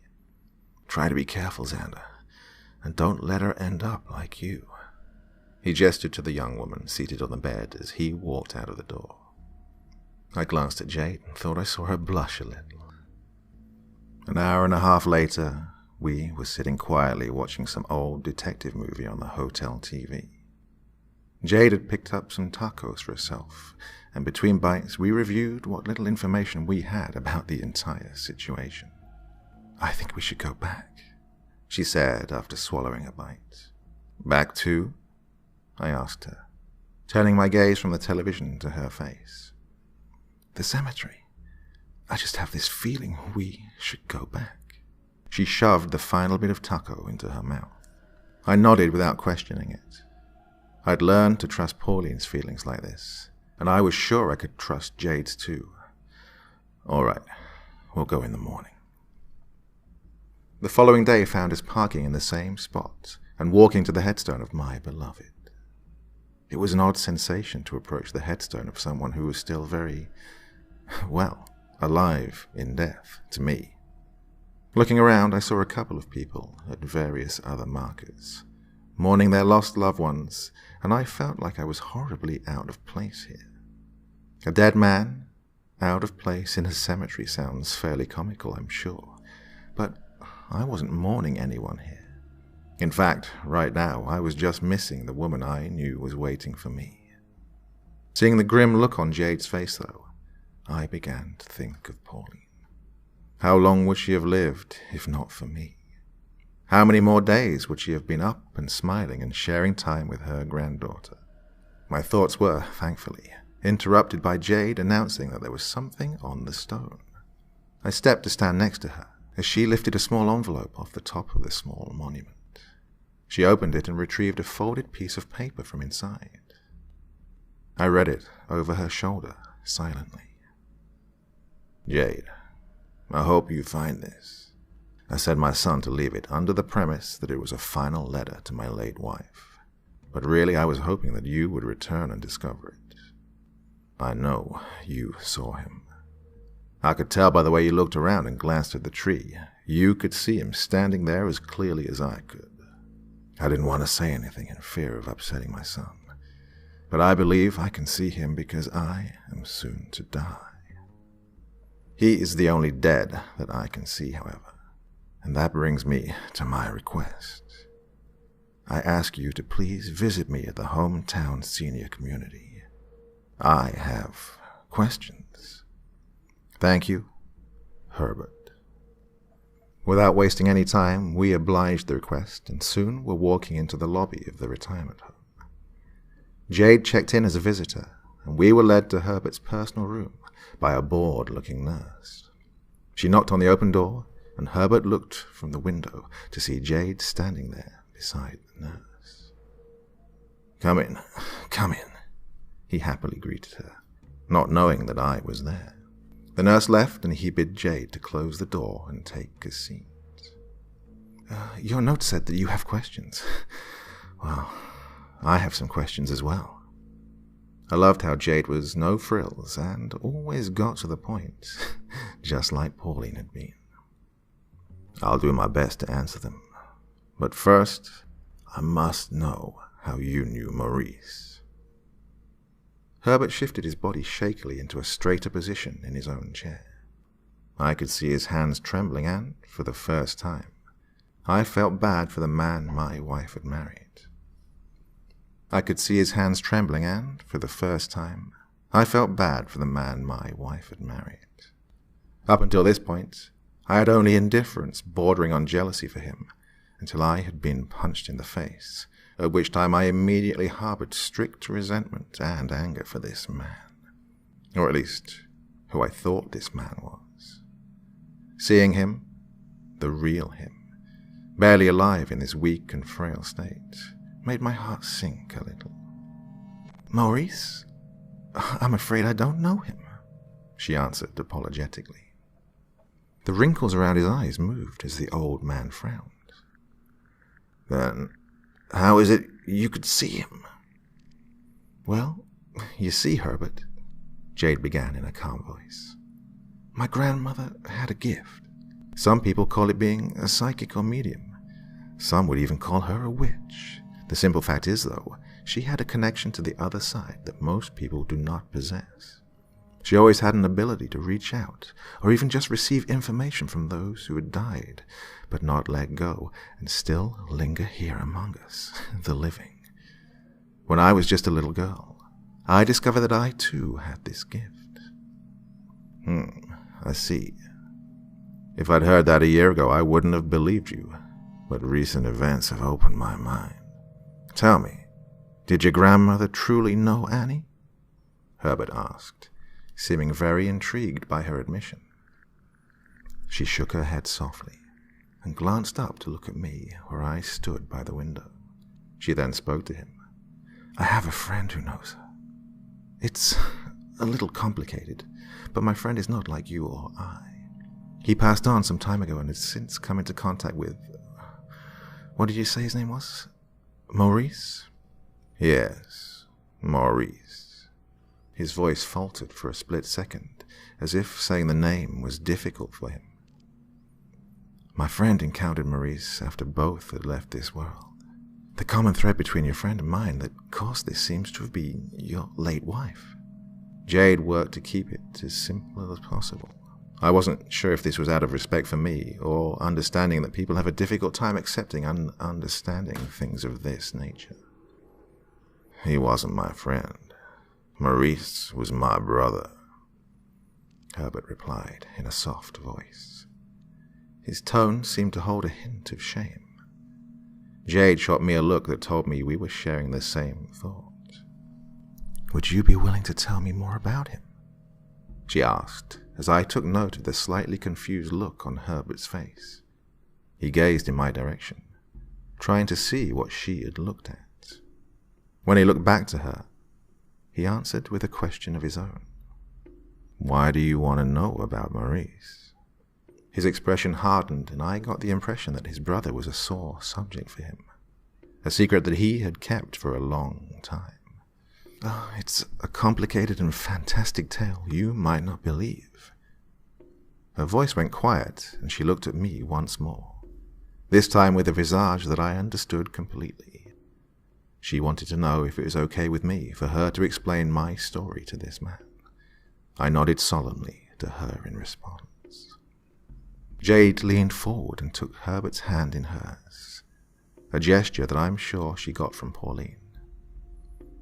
Herbert, this is going to be difficult to believe, but I'm hoping that because you have seen your brother, you might be a little more open-minded than most. She paused for a moment, giving him a chance to say something. When he didn't, she let go of his hand and sat up straight in her chair before continuing. I'm not sure that type of person your brother was when he was alive, but he has done some things since dying, and as you've been able to glimpse, there is another world outside of this one where we live and breathe.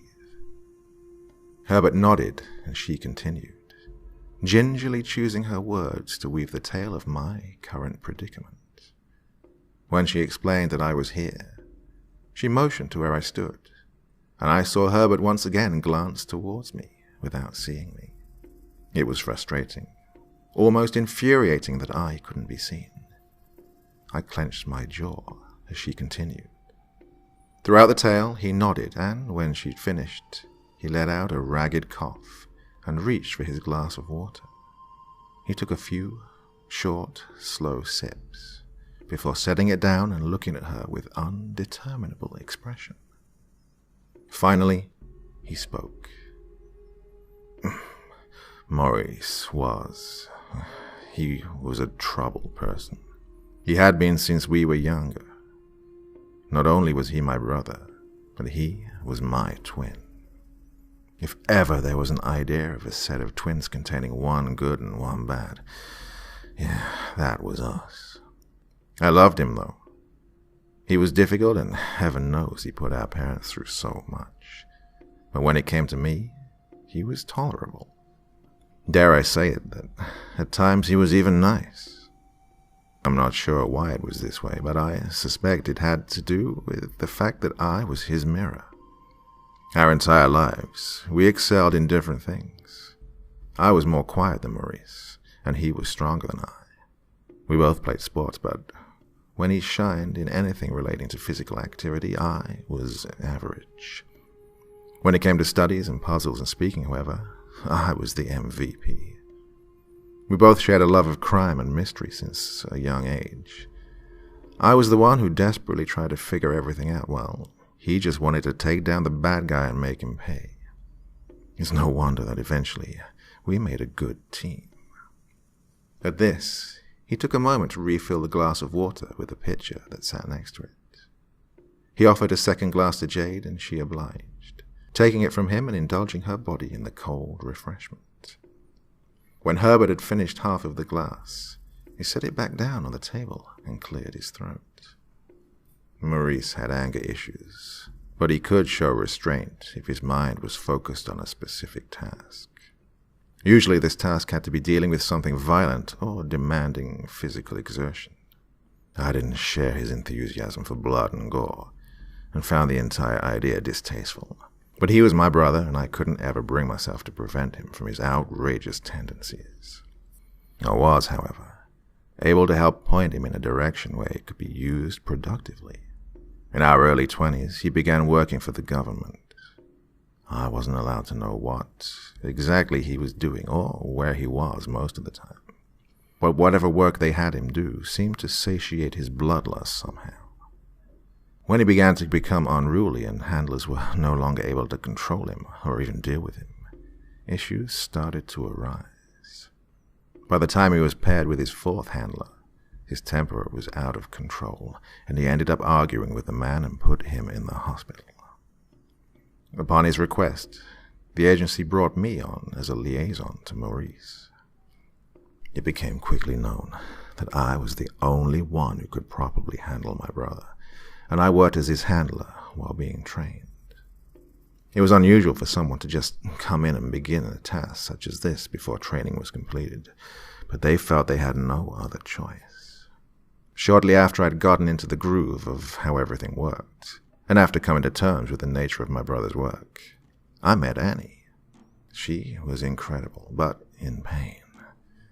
I would see her often at a coffee shop, and before I even knew her, it broke my heart to see her staring so forlornly at the bridge that was under construction. It seemed like she always had tears in her eyes, but at the same time, she seemed so strong-willed and tough. Eventually, I struck up a conversation, and that was that. I learned of Alexander, and I understood that her pain ran deep. I was patient with her, and, most importantly, I was protective of her from day one. Maurice detected a change in me, and I finally admitted that I had met someone. He demanded to meet her, but I was stubborn in not allowing that to happen. I didn't want someone so beautiful and so tortured to be subjected to my brutish brother. It was the first time I'd ever felt that way. I knew she was special. When I explained this to Maurice, he seethed for a few days, but he relented. She never met him once. Well, not that she knew. I discovered after the fact that one evening when I was stuck at the office finishing paperwork, he had met her for dinner, pretending to be me. I was sure to never let something like this happen again. He would regularly become infuriated, but never turned violent towards me like he would have if it had been someone else in the situation. After a while, I asked her to marry me, and she said yes. I planned the wedding to specifically take place when Maurice wouldn't be able to make it, due to a mission. I advised my parents to not even mention him, and they obliged, understanding. It might sound insane, but I spent the rest of her life sheltering her from my brother without my knowledge. I thought he had given up on wanting to be introduced to her, but I found a chilling discovery once he died. Herbert shifted in his seat, his face contorting to a countenance that told of physical discomfort and emotional pain. He took another sip of water from his glass. Maurice never married, never really even dated. He wasn't bad with the ladies and regularly had short-term girlfriends, but it never lasted more than maybe 2 months. He was okay with this too.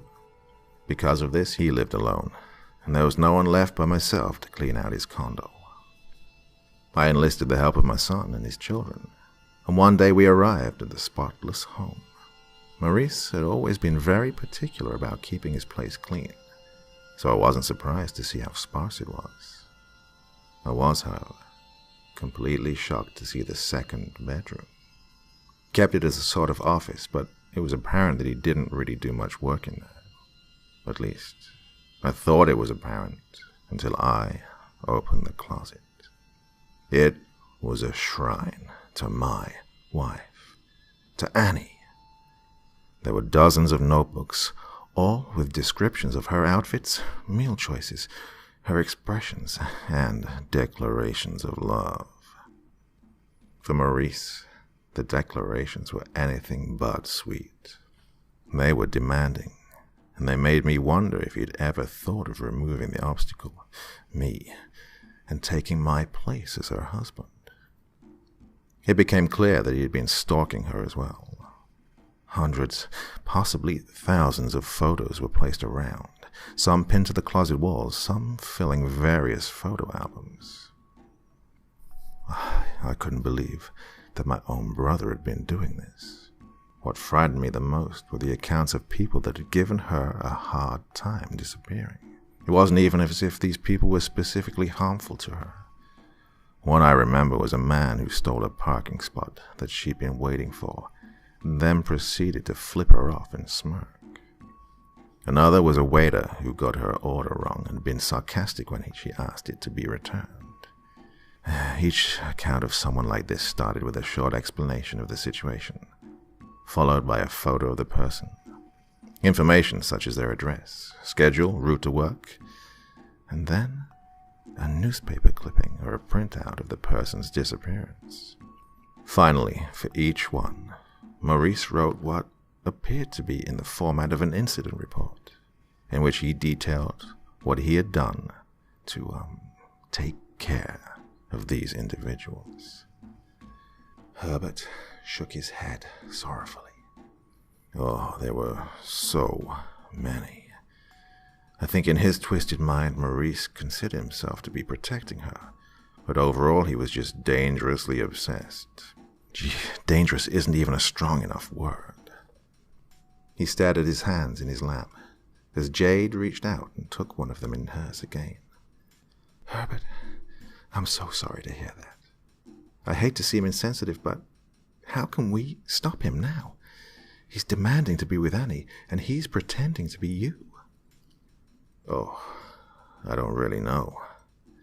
I'm afraid that now we are separated by death, he won't listen to me. I can't even guarantee that once I die, even though I know it will be soon, that he'll listen to me once again. Herbert shook his head again. His hands trembled, and she tried to soothe him a bit by patting the hand she held gently. He stalked your wife for the entire relationship and killed people. Why would he listen to you at all? He's obviously fucking mental, I grumbled. Jade shot me a look with eyes like daggers. I shrugged at her as if to say, what? I'm right, aren't I? We concluded our visit and left Herbert alone in his room. After he'd told us what he knew, he'd become quiet. I could tell it was like reopening a dangerous wound that could be ignored for a while, but ultimately refused to heal. The ride back to the hotel was silent. Jade and I both in deep thought. I couldn't be certain what was going on in her mind, but in mine, I was struggling to understand how someone could keep a brother like that a secret for so long, and from his own family at that. As we walked down the hallway to our room, Jade spoke up. How do you suppose we can get this Maurice person to accept his punishment or fate, or what you have once he follows you back to the other side? And how the hell did he get away with all those murders without anyone being suspicious? I'm not really sure. Hell, I'm not entirely sure of anything right now. Not when it comes to that psychotic stalker. I paused and leaned against the wall next to the door, while she fished the keycard out of her purse. The door clicked, indicating it was unlocked. Jade turned the handle and pushed the door open, allowing me to walk in the open door. We both knew I didn't really need a door anymore to enter the room, or any other room for that matter, but I appreciated her polite gesture. Walking into the room, I began again. I don't think it would be a good idea for him to be reborn just yet. I also don't know how one gets to that other plane like... I was cut off when a strange noise sounded in the room. It reminded me of an electronic powering up sound, not dissimilar to an old desktop computer whirring to life with fans and the faint hum it emits. I had only a short moment to look back at Jade and register the confusion on her face as her eyes shot to my feet. I looked down and saw a soft lime green glow pulsing from a strange metallic plate that I had unknowingly stepped on. In an instant, like with the flip of a light switch, my entire world went black. My body tingled in a manner that was almost painful. It was like every atom of my being was vibrating and buzzing worse than when your foot falls asleep. My head felt fuzzy and my vision returned slowly, starting out as just dim light all around me. Soon, shapes started to form around me and became clearer. I shut my eyes and held them tightly closed. I hadn't had a hangover in decades, but that's the one thing I could think of to relate this feeling to. Alexander. A male voice spoke from somewhere across the room I was in. I opened my eyes and saw an average-looking man in a white doctor's coat holding a clipboard. He was sideways. I blinked and realized I was lying on a bed. I sat up on the bed and glanced around. Aside from the bed, there was a chair, a roll-top desk, and a short table spread across the room. The man stood in front of a door, and I noticed that the door was almost completely blended in with the light grey walls around it. On the wall adjacent to the door, and across from the wall that the desk was pushed up against, there was a large mirror that spanned from one end of the wall to the other. It was set about 1.5 feet from the ceiling, and ended at what I guess to be mid-thigh height. I'm sure you feel disoriented, but that will pass with a little time, the man at the door said. My eyes fell on him once more, and I watched him scribble something down quickly on the paper attached to the clipboard. What did you do with Jade? I queried, in as demanding a tone as I could muster in my state. Oh, Miss Leventis. We did nothing with her other than administer a simple sedative. She's back in her hotel room in Houston. His tone was very plain, cold, and matter-of-fact. I immediately assumed from the way he spoke and his attire that he was some sort of scientist. Why am I here? I asked the man, my mind racing to try to fill in the blanks. What would a scientist want with a ghost? And better yet, how the hell is it he could see me? Was he also a psychic or medium or something? I am not at liberty to answer that, Mr. Grant, he said, more focused on whatever his clipboard contained. How do you know my name? Who would be at liberty to answer that? That goddamn stutter. So much for appearing tough, I thought, sarcastically to myself, and rolled my eyes in annoyance. I gritted my teeth and looked to the ceiling, hoping this science guy wouldn't say anything about my stammering. That would be me, Alexander. I heard a familiar voice come from the doorway, as an electronic whoosh sound indicated the opening of the sliding door. My eyes shot back to see an elderly man walking in to stand next to the scientist. The man had wrinkled skin and tired eyes, but stood taller than I'd seen him last, hinting at his full height that was impossible to tell before. Herbert? I asked incredulously, with a silent thanks to my mouth for not making me sound like a stammering idiot this time.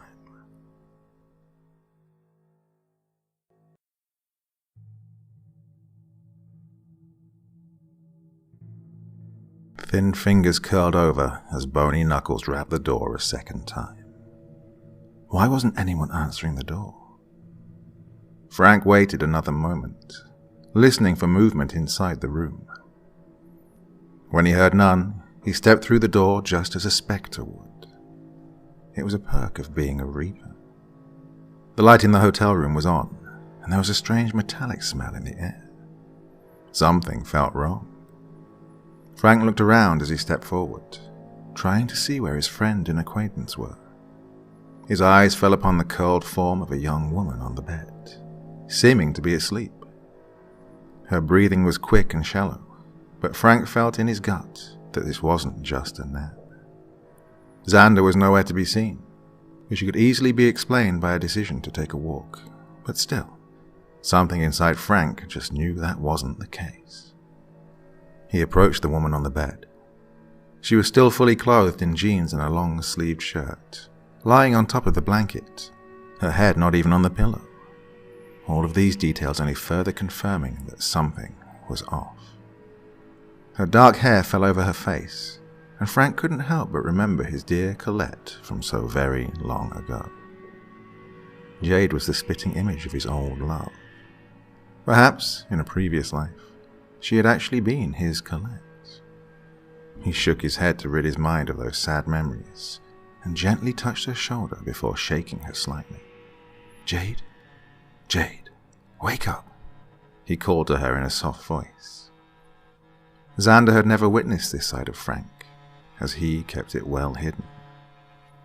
He couldn't help himself with Jade, though. Lucky, Xander had gotten his love back, but Frank had not. After his own passing, he never found Colette again, living or dead. He began training to become a Reaper soon after he'd arrived in the Afterworld, and likely wasn't around when she had finally passed and then moved on to be reborn once again. Jade made a groggy noise as her eyes fluttered, and she blinked. "Ah!" She let out a small, surprised scream. After clasping her hand over her mouth and propping herself up on an elbow, she took a deep breath and looked at the Reaper. She made a move to push herself to a sitting position and asked, "Frank?" "Yes, it's me," he answered, helping her sit up and scoot back on the bed in order to place her back against the headboard. She rubbed her eyes and tried focusing on the room. She watched Frank seat himself on the bed in front of her, and the memory of returning to the hotel room hit her like a pillow full of bricks. "Xander, She fought her cloudy mind to try and make sense of the jumbled details she was recalling. Frank reached out and placed a hand on either side of her shoulders. "Calm down. Just take a deep breath," he tried to soothe her. "No, he's gone. I should have sensed something was wrong. I usually have a pretty good intuition. He stepped on this metal plate or something, and then there was a flash. I remember something poking into my neck from behind." Jade shook her head before burying her face in her hands. Tears welled up in her eyes, and she tried to fight back the small sobs. She felt like she had failed her grandmother.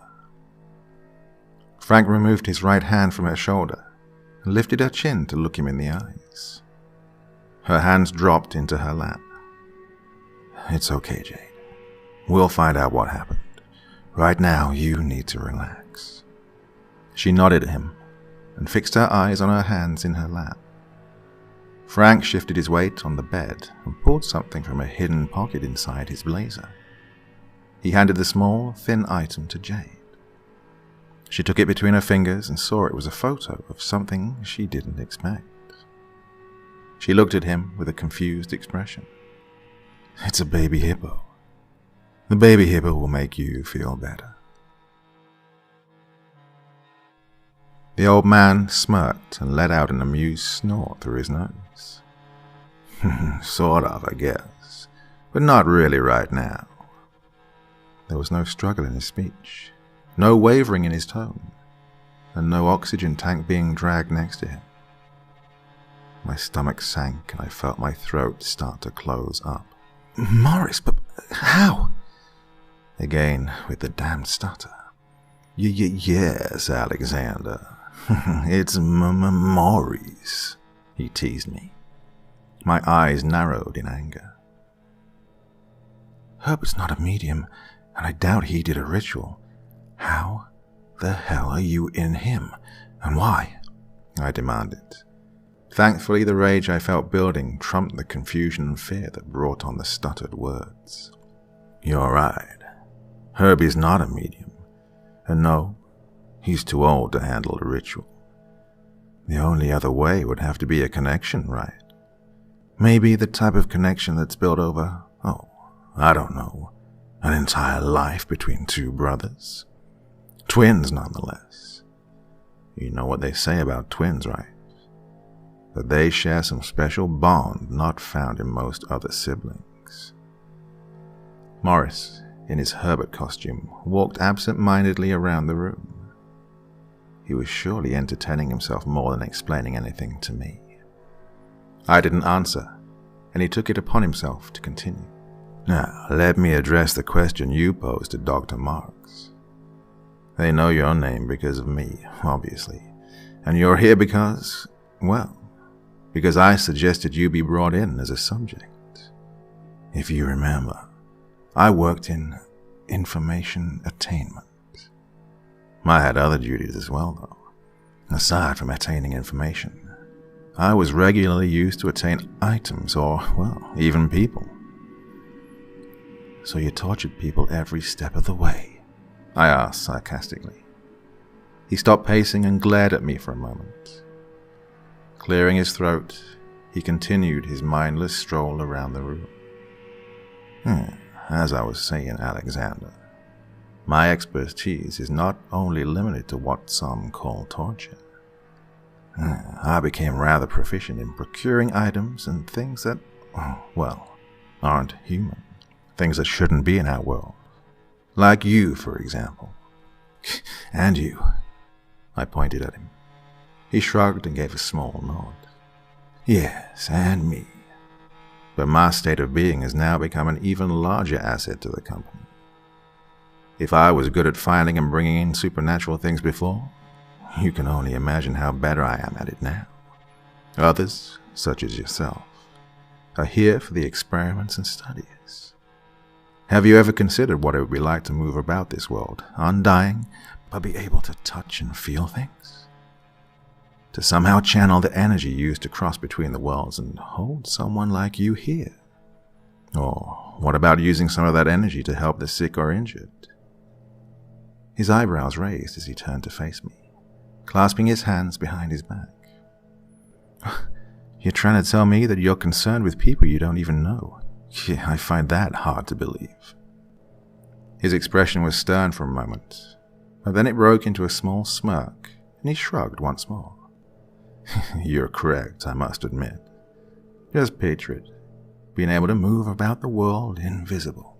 Just imagine how helpful that could be in gathering intel, preparing for battle, even going into battle. There's the Morris I know." I rolled my eyes and muttered. "Look here, you little shit," he snarled. "You're stuck here. Our scientists have ways of being able to not only see you, but keep you contained. You think I tortured you before? Try having every cell in your body cut into. If you think you want to talk back, that's fine. We have rooms set aside for pieces of shit like you, where I can practice my technique like I did on you before. And although we don't really have any use for a human right now, I'm sure that little Leventis girl would make a fine addition to our collection here. After all, she has a gift that could help us, and the mediums we have on staff will be happy to take a little break. It might just be time for a fresh face around here." I pressed my lips together tight and refused to speak another word. He was threatening Jade, and I couldn't be certain of how much he already knew about her and her family history. I was already the reason her grandmother, the sweet Pauline, was gone. I couldn't handle being the reason that she was brought to wherever this place was. Maurice stood up as straight as he could. By inhabiting Herbert's body, he gave it a sort of strength that I recognized from my own possession of Pauline. Still, he couldn't counteract all the years Herbert had spent with his spine shifting and bending his body. Even without being able to stand up tall and fill out his hulking Minotaur-like body, I sensed a power in him that could easily break me. He turned on his heels and left the room with the scientist in tow. I was now left alone with my thoughts in this strange cell. Once the initial shock began to wear off, boredom set in. Do you realize how boring it is to be in a room with nothing but a bed, desk, chair, and table? Well, I found myself wandering over to the desk, trying to open the roll top on it. The desk itself looked cheaply made, a knockoff of some old classic, I'm sure. Nothing would open, though. Every single one of the 6 drawers and the roller was locked tight and wouldn't budge. I was too frustrated with the lack of entertainment that I didn't even realize that I was able to touch the desk until later. By then, I couldn't claim to be surprised at all. This entire room, or maybe even this entire building, somehow made me corporeal. As much as you might think this would have excited me, I found myself wishing I was still a regular ghost, so I could just walk through the walls and get the hell out of this place. After trying the desk, I walked over to the wall-length mirror. I tried the finger test and, just as I expected, there was no gap. Two-way mirror, of course, I thought to myself. I'd assumed that already. Otherwise, why would there be such a huge mirror in the room? But it was still a letdown to know that I was correct. My head was still pounding, and I felt like I could be sick at any moment. It dawned on me that my previous wondering whether or not ghosts could vomit was likely being answered by the fact that I hadn't vomited at all up to this point. Surely, with the torture, the bone dust, and now whatever it is they did to get me here, I would have retched all over the boring room. I sat back on the bed and looked at the bare walls for at least the 10th time. Couldn't they have at least sprung for a painting or something? I mused mentally. I wouldn't be surprised if the lack of colour was just another way to torture and annoy me on Maurice's part. After spending a couple of hours more in a state of painful boredom, the man from before returned to the room. He didn't have a clipboard this time, but instead carried a file which he placed on the table and opened. We haven't formally met. I'm Dr. Marks, and I'll be the one monitoring your health, he said in a dry tone, as he clicked his pen open and prepared to write. My health? I asked in response. I'm dead. I think that's pretty much the opposite of good health, and I don't see that changing any time soon, unless y'all have figured out some magic way to bring back people to life without their bodies. Mr. Grant, you'll find that in here, you're not quite dead. You're not exactly alive in the technical sense either, but your mind can break even if you don't have a typical human body. The doctor looked at me with a boredom that almost matched my own. I didn't say anything this time, and, after waiting a few seconds, he cleared his throat and continued. I'm sure you have many questions, including what it is we actually do here. Now, I won't lie. It isn't always pleasant, but sometimes pain is necessary in life to make, well, important advances. Again, I pointed out to him. I'm not alive, so that statement sounds stupid and irrelevant. I never said it was for your life, Mr. Grant. He closed the file and began digging into his pockets, turning up empty the first time. He reached into another pocket and produced a key. I heard the pen click as he held the key out to me. It seems we aren't going to get very far with you today. Here, this is for the desk. Usually we leave the key in one of the locks, or just leave it unlocked, but for some reason, Maurice wanted to forego that detail for some time. I took the key and thanked him. He left without another word, and I stood there, staring at the small piece of metal in my hand. At least I could now check out the secret of the desk. Maybe there would be something in there to help pass the time until I could figure out just how to get the hell out of this place. In the roll-top section of the desk, I found a notebook, 3 pens, 3 pencils, some typical desk supplies one might expect, and a map of the facility with clear markings of the areas I was allowed to be in. By studying the outline of the building, I saw it was huge and made up of several wings. I hoped that this map would inevitably aid me in my escape. Well, a month went by, and no matter how hard I tried, I couldn't reach out to anyone from in here, and worse, I couldn't find a path to the outside. I was always met with a dead end of either wall or elevator that required a code and ID card. I tried calling out to Jade mentally, and sometimes even aloud, but no matter how much I screamed or begged, I couldn't reach her, or Frank, or anyone at all. I can't say for sure whether or not that was because of where I was, or if it just wasn't possible.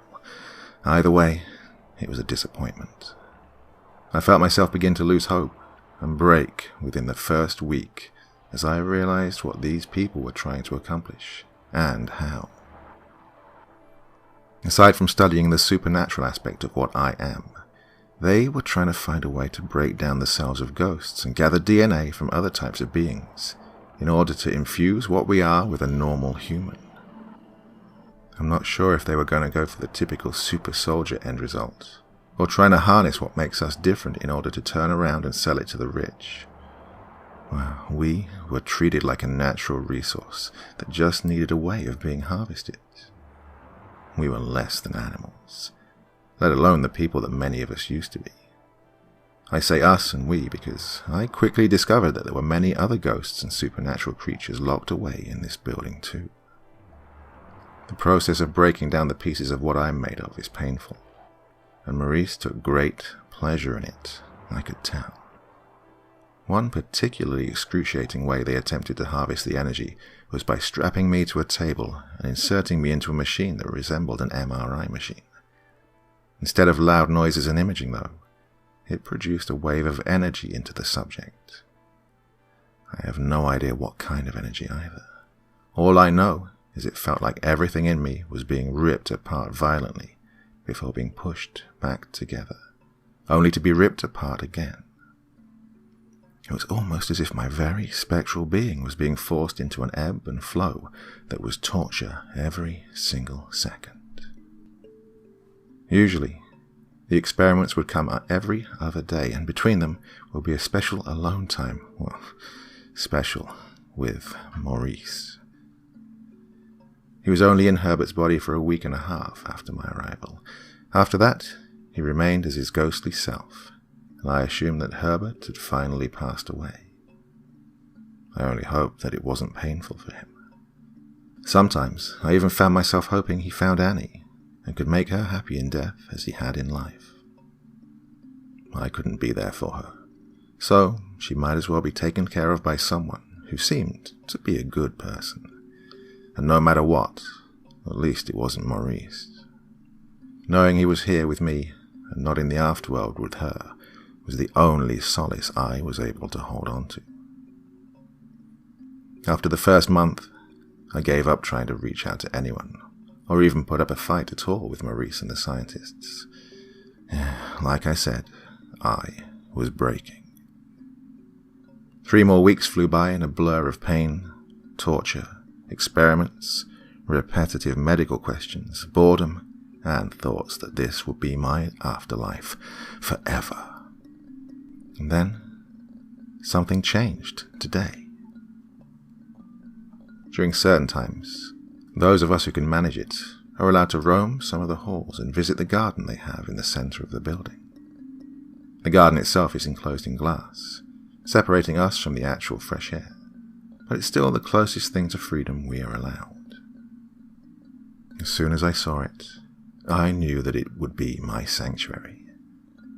Although there were plenty of ghosts like me, we all kept to ourselves. Maybe it was the constant pain, or just the fear of what might happen, or what we might learn by talking to anyone else. It was obvious by just seeing some of them that it is, in fact, possible to lose your mind after death. I remember wondering if this is how poltergeists were created. This is why it took me by surprise when an older gentleman walked up to where I sat on a bench deep in the garden. He took a seat next to me and lit a cigarette. I'd never seen him before, and I eyed him curiously for a moment before turning my head back to look at the stars high above me. "Xander," I heard the man say when he was halfway finished with his cigarette. I lowered my head slightly and glanced at him. He was staring straight ahead, taking a drag, making the tip of the cigarette glow brighter. He barely seemed to notice I was there, and came to the conclusion in a few short seconds that I was finally beginning to lose my marbles, hearing people talk to me when they hadn't actually said anything. The man still had his lighter in his hand, and shifted to stick it back in his pocket. Out of the corner of my eye, I saw him deposit the lighter and retrieve something else. He set a small black velvet pouch on the bench between us. When I looked down to see what he'd put there, I heard him speak again. "Hold one in each palm when you go to sleep." And with that, he stood and began to walk away, not sparing me a single look. I cautiously picked up the bag and opened it to reveal 2 stones. I turned the pouch upside down and let them fall into my palm. One was white and clear, in the shape of a long rectangle, but still relatively small. The second one was black and polished, so that it easily caught the light on any edge of it. I recognized this one to be obsidian, but I wasn't quite sure what the other one was. Dropping both stones back into the tiny bag carefully, I considered why this random person would want me to hold them when I went to sleep. Was it a weird trick orchestrated by Maurice? Could it have something to do with someone else? I returned to my room, thoughts swelling around my head as I considered if I would do what the stranger told me or not. I walked through the open doorway and placed the pouch under my pillow before sitting on the bed and waiting when we were allowed to roam around in what the people who kept us here referred to as free time. Our doors were opened and remained open until that time was open.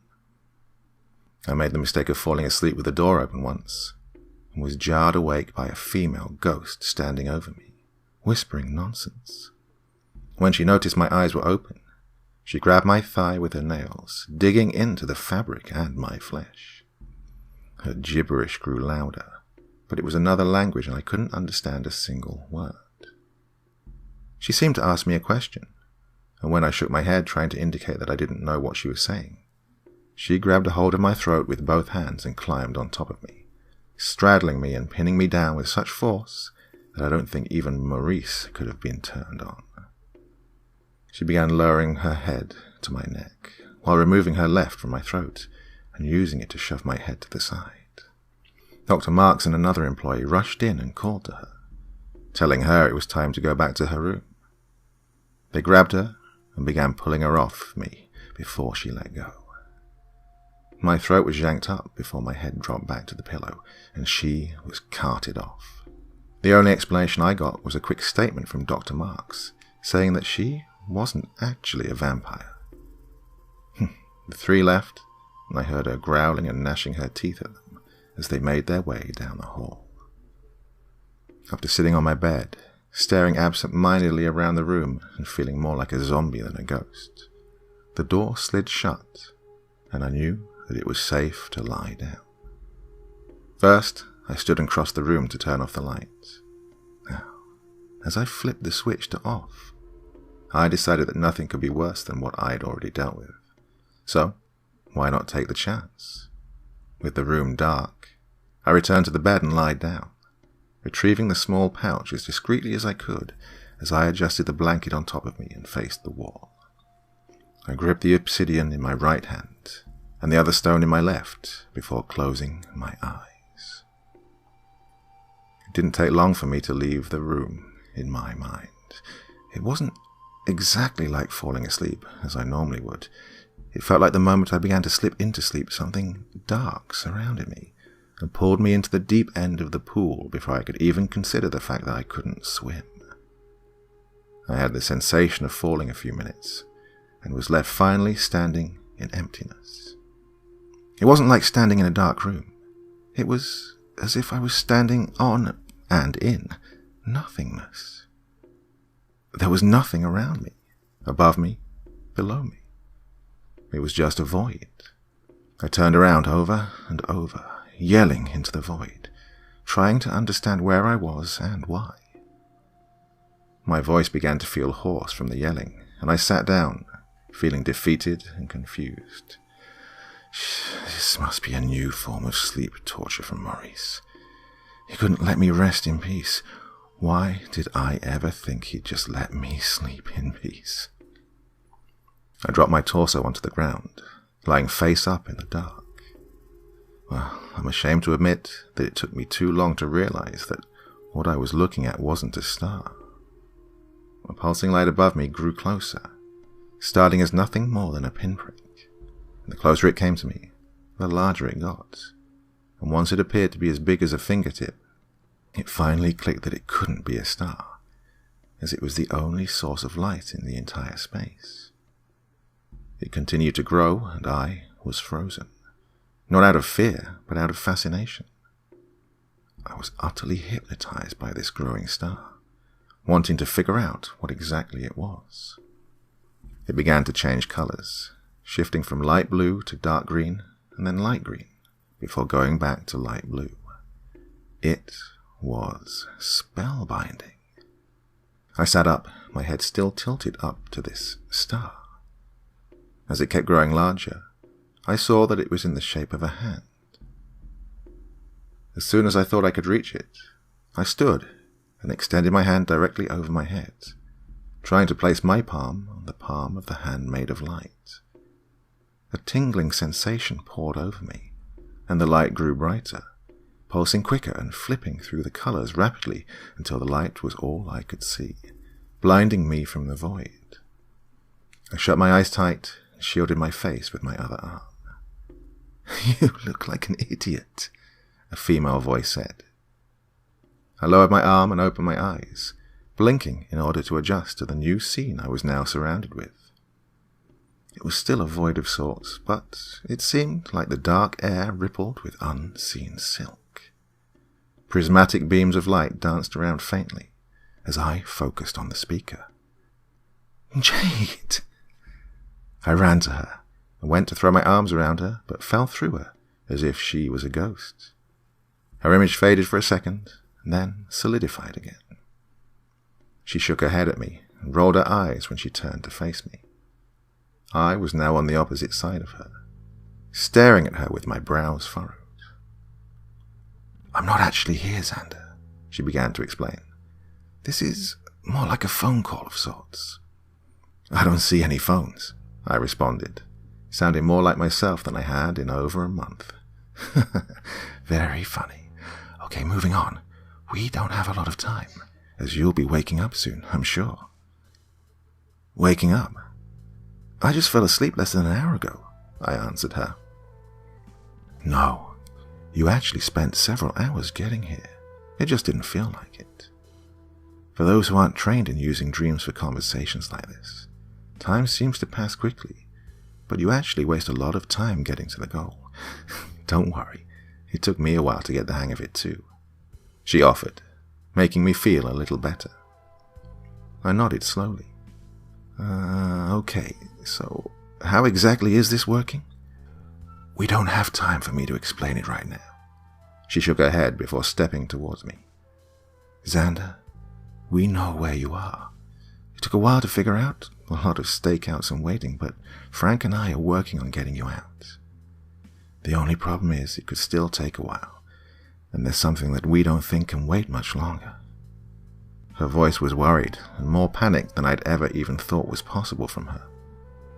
"What's wrong?" I asked quickly, picking up on her concern. She looked at her feet for a moment before letting out a loud sigh and looking back at me. "Oh, it's Annie. Maurice won't leave her alone, and it's getting dangerous for her. He kidnapped her once, but she escaped. Somehow, he's intelligent when it comes to you, but he's as stupid as a box of rocks when it comes to her. She was able to easily trick him into lowering his guard and letting her slip away. I'm sure he won't let it happen again, even if he can get to her." "No, he's been with me here most of the time, torturing me, experimenting on me," I stammered, feeling my heart sink. "He's not been with you 24/7. From what we can tell, he spends 12 to 14 hours where you are, and the rest of the time going after Annie. The point is, though, there is an out for her." Her sentence trailed off quietly. "Well, what is it?" I demanded as gently as possible. Jeez, how could I have been so stupid to think she was completely safe while I was locked away here? Of course he wasn't spending all his time torturing me, so the time between sessions was open. Why would he stay at the facility when he knew where she was and that I couldn't interfere? She can move on. The short sentence hit me like an arrow to the heart. I had just gotten her back, then lost her again, and now she was in trouble, and I was being told her only option was to start her new life and forget all about me. "There has to be another way," I pleaded with Jade. She shook her head again. "We've tried everything we can think of. She came to the living world and we were trying to protect her, but let's just say that I don't look this good in real life. My mental projection is in much better shape than I really am. And Frank is being pressured to either give up being a Reaper or get back to work. The higher beings are getting more than tired of dealing with this mess. They want it to stop, and they've offered to move Annie on." I searched the glimmering void with my eyes as heartache crept in and my mind went blank. Something in me knew that this was the only option for this to truly end. I had to lose her again in order to save her. "Xander?" Jade's voice was quiet. "If Frank isn't a Reaper, I can't see him anymore." I looked up at her and instantly understood that something happened between them in my absence. Tears filled her eyes, and I could tell that even the thought of that was painful for her. I couldn't bear the thought of being the source of more pain, especially for Jade, especially after I had brought her grandmother's death. I nodded silently to her, accepting the information. "She refuses to do it, though. At least until she knows you're safe," she said. "So, what can I do?" I asked, and saw the tears begin to fall down her cheeks. "Try to tell her she needs to do it. Tell her that you'll be okay, that you trust we will get you out."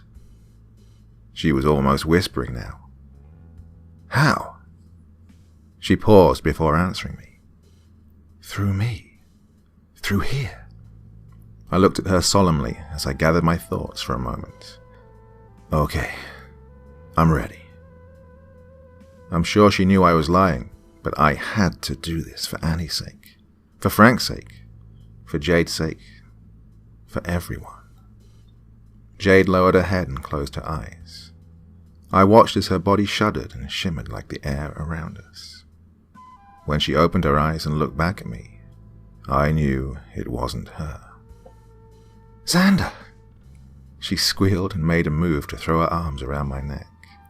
I took a step back, the most painful step of my entire life. I could feel my own tears beginning to form in my eyes, and my vision threatened to blow. "We can't touch here. I'm so sorry, baby." My heart sank with each word.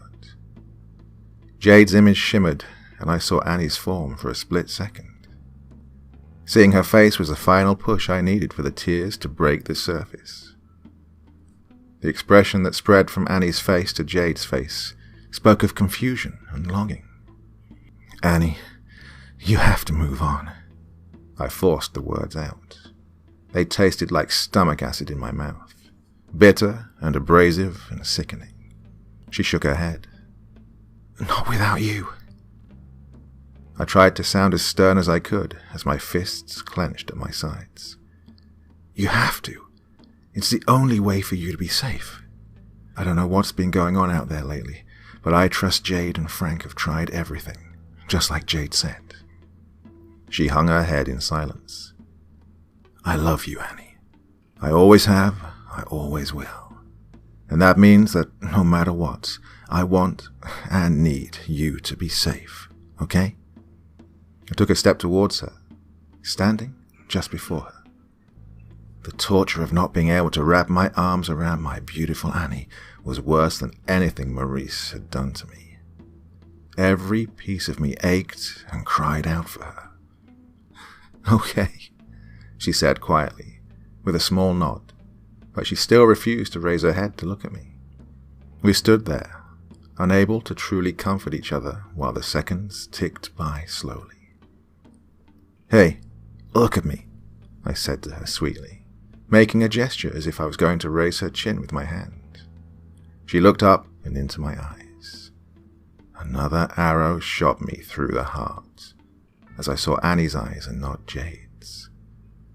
I saw such pain in those eyes and knew exactly how she felt.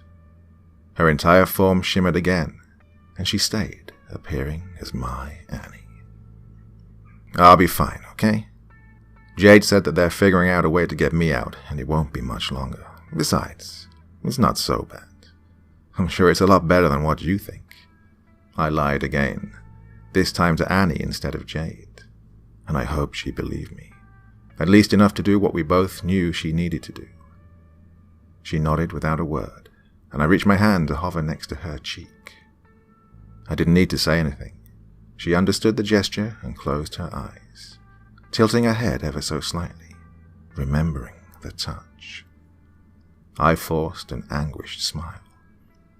"I love," I began to say, but was cut off by a blinding light. Reflexively, I shut my eyes tight against the glaring illumination, and when I opened them, I was in the dark once again, alone. Instead of the void, though, I was back in my room, my arm extended up above me, as it had been when I tried to will Annie to feel my touch, only with a closed fist now. I released my fingers, and the stone fell from my grip. I lowered my arm and stared at the ceiling, letting a tear fall freely. I knew I'd just seen my sweet, beautiful Annie for the very last time.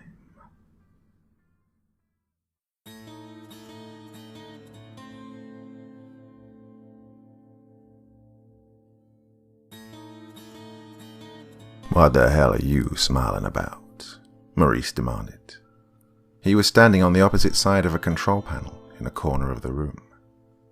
I shrugged, knowing that refusing to tell him what I knew would drive him crazier than anything else I could say.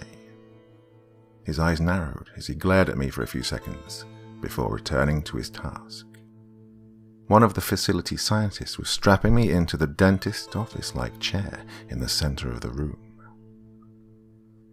From the moment I saw my door open and watched Maurice stomp into the room, I couldn't help but begin grinning. As heartbroken as I was, I still knew that he couldn't get to Annie now. I took solace in the idea that she would have either crossed over by now or would be very soon.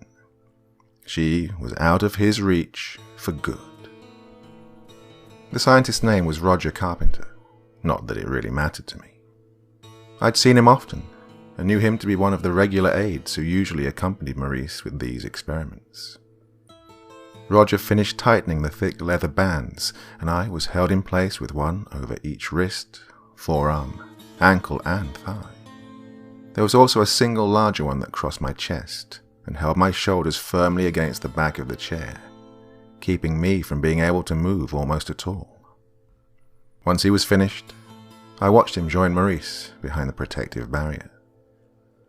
I wasn't entirely sure how much it could actually protect them, seeing as it had an opening on the side that was big enough for even Maurice and his giant ego and shoulders to walk through. The rest of the room contained a single chair, the one I was seated and strapped into. On three sides of the chair, creating a sort of box with one face missing, were different panes that reached from floor to ceiling. On my left and right, the walls were some sort of metal. Each smooth surface was broken towards the bottom by something that reminded me of a miniature Tesla coil. The wall behind me, however, was made of a thick mirror that distorted any image that it reflected. With the press of a button, I heard a noise come from above me, and I looked up to see another large mirror being lowered out of the ceiling. It stopped just inches above my head, and another mechanical noise began reverberating from the floor around me. Out of the floor rose yet a third mirror to enclose me completely. As it rose into place, I stared at my altered reflection and took a deep breath, attempting to prepare myself for what was to come next.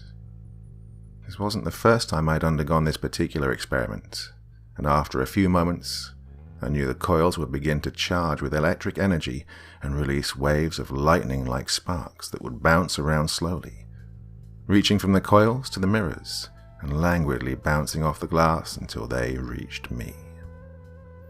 It would then enter and spread throughout my body. This would happen with multiple sparks and, eventually, it would become impossible to tell just where I was being hit. Then I would begin to expand and appear fuzzy, as if I was becoming a dust cloud. From the fragments of conversation that I had overheard, I knew that the plan, with this method, was to continue with minor tweaks each time until they could successfully separate our body into particles entirely. Then they would begin to work on how to contain the particles in a manner that was, as they said, workable. I can't begin to understand how exactly a ghost turned into dust could be workable in any way, but I also don't pretend to know much about science either. All I knew was that it was horrendously painful and felt like a slow death that I was subjected to over and over and over for hours. As you can imagine, Maurice was fond of seeing how much suffering this caused me, and was always quick to offer me up to test on. When I mentioned the MRI-type machine before, and how excruciating it was, well, I had yet to undergo this particular hell. I can undoubtedly say that the coils and mirrors operation was the worst that I dealt with. It might not sound very painful, but you really can't even imagine how it feels to have yourself ripped apart over and over again, while you're turned into nothing more than a cloud of dirt kicked up by a tire. It typically lasted 2 to 3 hours, sometimes more if they thought they were making some sort of progress. As long as I was there, they didn't succeed in separating my entire body though, or any other bodies that I know of. No matter how ash-like my arms and legs became, my head and chest refused to follow suit. Every painful spike of electricity was felt throughout my entire body, but it just wasn't enough to make those parts release their hold. While I waited for the torture to begin, I heard muffled voices from outside my box, and then what sounded like the door open and close. I was curious and a little confused about what was transpiring, but I had no choice other than to sit alone, staring at myself. I was so sick of my own reflection. After the machine still didn't turn on for several minutes, I began to debate with myself about whether I wanted to say something aloud or not. On the one hand, I wanted to know what was holding up the torture, as I'd rather it get going and get over with it as soon as possible. But on the other hand, I had no way of being able to know who would answer me, if anyone. I didn't feel mentally strong enough to really clash with Maurice at the moment, if he happened to still be in the room. Without a reliable way to tell how much time had passed, I'm not sure how long I sat there, going back and forth with the idea of calling out to see if anyone was on the other side of my enclosure. In the end, I debated long enough that the choice was made for me. I heard the door open and close once more, and then Maurice's suppressed, but still obvious, voice greet someone in a harsh tone. I couldn't hear who responded, if the person had at all. Within seconds, the machine began whirring to life, and I knew it was time to get this show on the road. After hours of unstoppable pain and separation of my molecules, the session was finally over, and Maurice dragged me back to my room. From that day on, the experiments picked up and began to take place every single day instead of every other day. I felt like I was in a constant haze of confusion, pain, and torture. Time moved by in a blur, and even now, I can't recall how many times I was in that chair, or anything that was said to me. I have murky flashes of Maurice yelling at me, physically assaulting me, and some of him laughing, presumably at my anguished expressions. I didn't notice a change from this routine until I woke up the second day in a row and felt as if the smoke was finally beginning to dissipate from my head. Dr. Marks visited later that day and checked on what, he called my health. While he was there, I asked about the experiments and tried to find out why the frequency had changed. "Well, Mr. Grant, I'm not sure I can answer that because I don't really know. As far as I'm aware, Maurice insisted that he was close to a breakthrough and needed to reduce the time between each session. I've not been informed of any updated results, however, so I'm not sure how close he thought he was. As for your current situation, Maurice is away but will return tomorrow, and the testing will resume then," he said. His tone was one of disinterest and detachment. I nodded and muttered a thanks as he jotted something in the file he held. He then left without saying goodbye, but by that point, I was used to not being awarded the typical decency between humans as you would see in the outside world. Everything here and everyone was cold and distant, save Maurice, who was just demented and downright cruel. True to what Dr. Marks had told me, the following day Maurice tracked me down in the garden. It was unusual to be taken for anything during the slot of free time I was awarded, but this is Maurice we're talking about. He isn't exactly the type to care for the rules. If possible, he seemed even angrier than usual. His grip on my upper arm was tighter than necessary, and I wondered if he was going to crack my unnaturally corporeal arm just from the squeezing. Instead of the laboratory I'd become accustomed to, he led me into a new one. The setup was similar, with a control desk in one corner of the room and a chair that looked like a dentist's personal torture device. The differences were obvious, though. Instead of being in the center of the room and facing the door, the chair I would be in faced the left wall and would put my back closer to the opposite wall. Halfway between the chair and the wall, ahead of it, was a large slab of what looked to be foggy glass, held in place by recessed slots in the floor and ceiling. I wasn't entirely sure what it was made of, but it was at least a foot or so thick. When Maurice began strapping me into the chair, I noticed that there wasn't anyone else with us.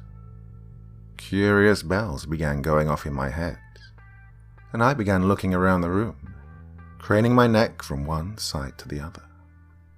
"Sit still, you stupid shitworm," Maurice said through gritted teeth as he shoved my shoulders into the back of the chair.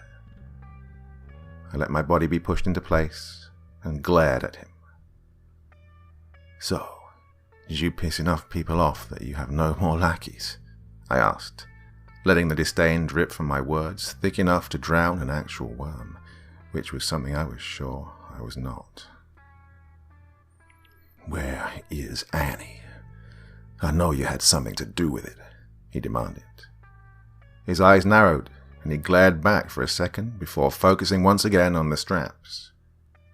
He pulled the leather violently against my left wrist, and I felt my skin get pinched. "Fuck, dude. It's not like I can get out of them anyways. You don't have to cut off the circulation to my fingers." "Who the hell pissed in your oatmeal this morning?" I said, wiggling my fingers as best I could. "You're dead. You don't need circulation. Where is Annie?" He repeated his question. "I don't know. You got me. Where is Annie?" I lied. "Don't get smart, asshole," was his response. I shrugged. "I'm sorry that I don't get your riddle." Well, I think that would prove I'm the opposite of smart, eh? I knew that I was baiting him, but the very mention of my beloved's name brought my blood to a boil, and I couldn't pretend to care about anything else. Nothing he put me through at this point would matter. He finished tugging the straps as tight as he possibly could around my arm and locked eyes with me. Without moving his gaze, he put the last one into place, buckling the leather across my shoulders. In his eyes, I saw nothing but hatred and hell. He enjoyed hurting people, and I knew that he likely always had. I was sure that he had to have been that kid that made the neighborhood animals disappear, likely torturing them in the woods where no one knew he went. Had Herbert even known? Once he was finished, he retreated behind the control panel without another word. Won't even talk to me now. Maybe if you can't find Annie, it's because you should stop looking. She doesn't want you, and you know it. She never did. She married your brother, not you. Just forget about it already, I said. Instead of responding, he began to press keys and buttons while looking at the screen in front of him. This was new. He'd always been a talker, and I found myself becoming worried, more with his silence and refusal to speak. As I watched him ignore me, I swear I could almost see the smouldering flames of wrath emanating from his body. My concentration on the evil being in the corner was broken when the door opened and I saw a woman with light brown hair pulled into a tight bun enter the room. I didn't know her name, but seeing her brought flashes to my mind from the muddled section of my memory. I knew that I had to have caught glimpses of her during that time, probably as his newest assistant. Poor girl, I thought. She looked quiet and kept her head lowered, showing her lack of self-esteem in the presence of this monster. She said something to Maurice, and I only heard a murmur of sound, confirming that she was the quiet and shy type. He barely grunted in her direction as he fiddled with the controls. I heard mechanical noises come from the opposite side of the glass-like slab in front of me, and I squinted at it, trying to see what was creating the sounds. I had difficulty seeing through the wall between myself and whatever it was, but I could tell that something was rising from the floor. As far as I was able to make out, it resembled a small black pillar, and stopped when it appeared to be waist-high. The noise faded out, like a motor powering down. Okay, what is that? I asked, unable to keep my confusion to myself. Well, directly in front of you is a giant plate of quartz. It was quite difficult to get in here and set up, so if it breaks, it's your fault. Beyond that, Alexander, is a new device that should do some interesting things. Yeah, you'll be the very first to test it out. You should feel honored. Maurice finally spoke. He didn't even try to conceal how excited he was, and it didn't escape me that he didn't tell me what was actually supposed to happen. From the childish, gleeful expression on his face, though, I imagined it was meant to be painful.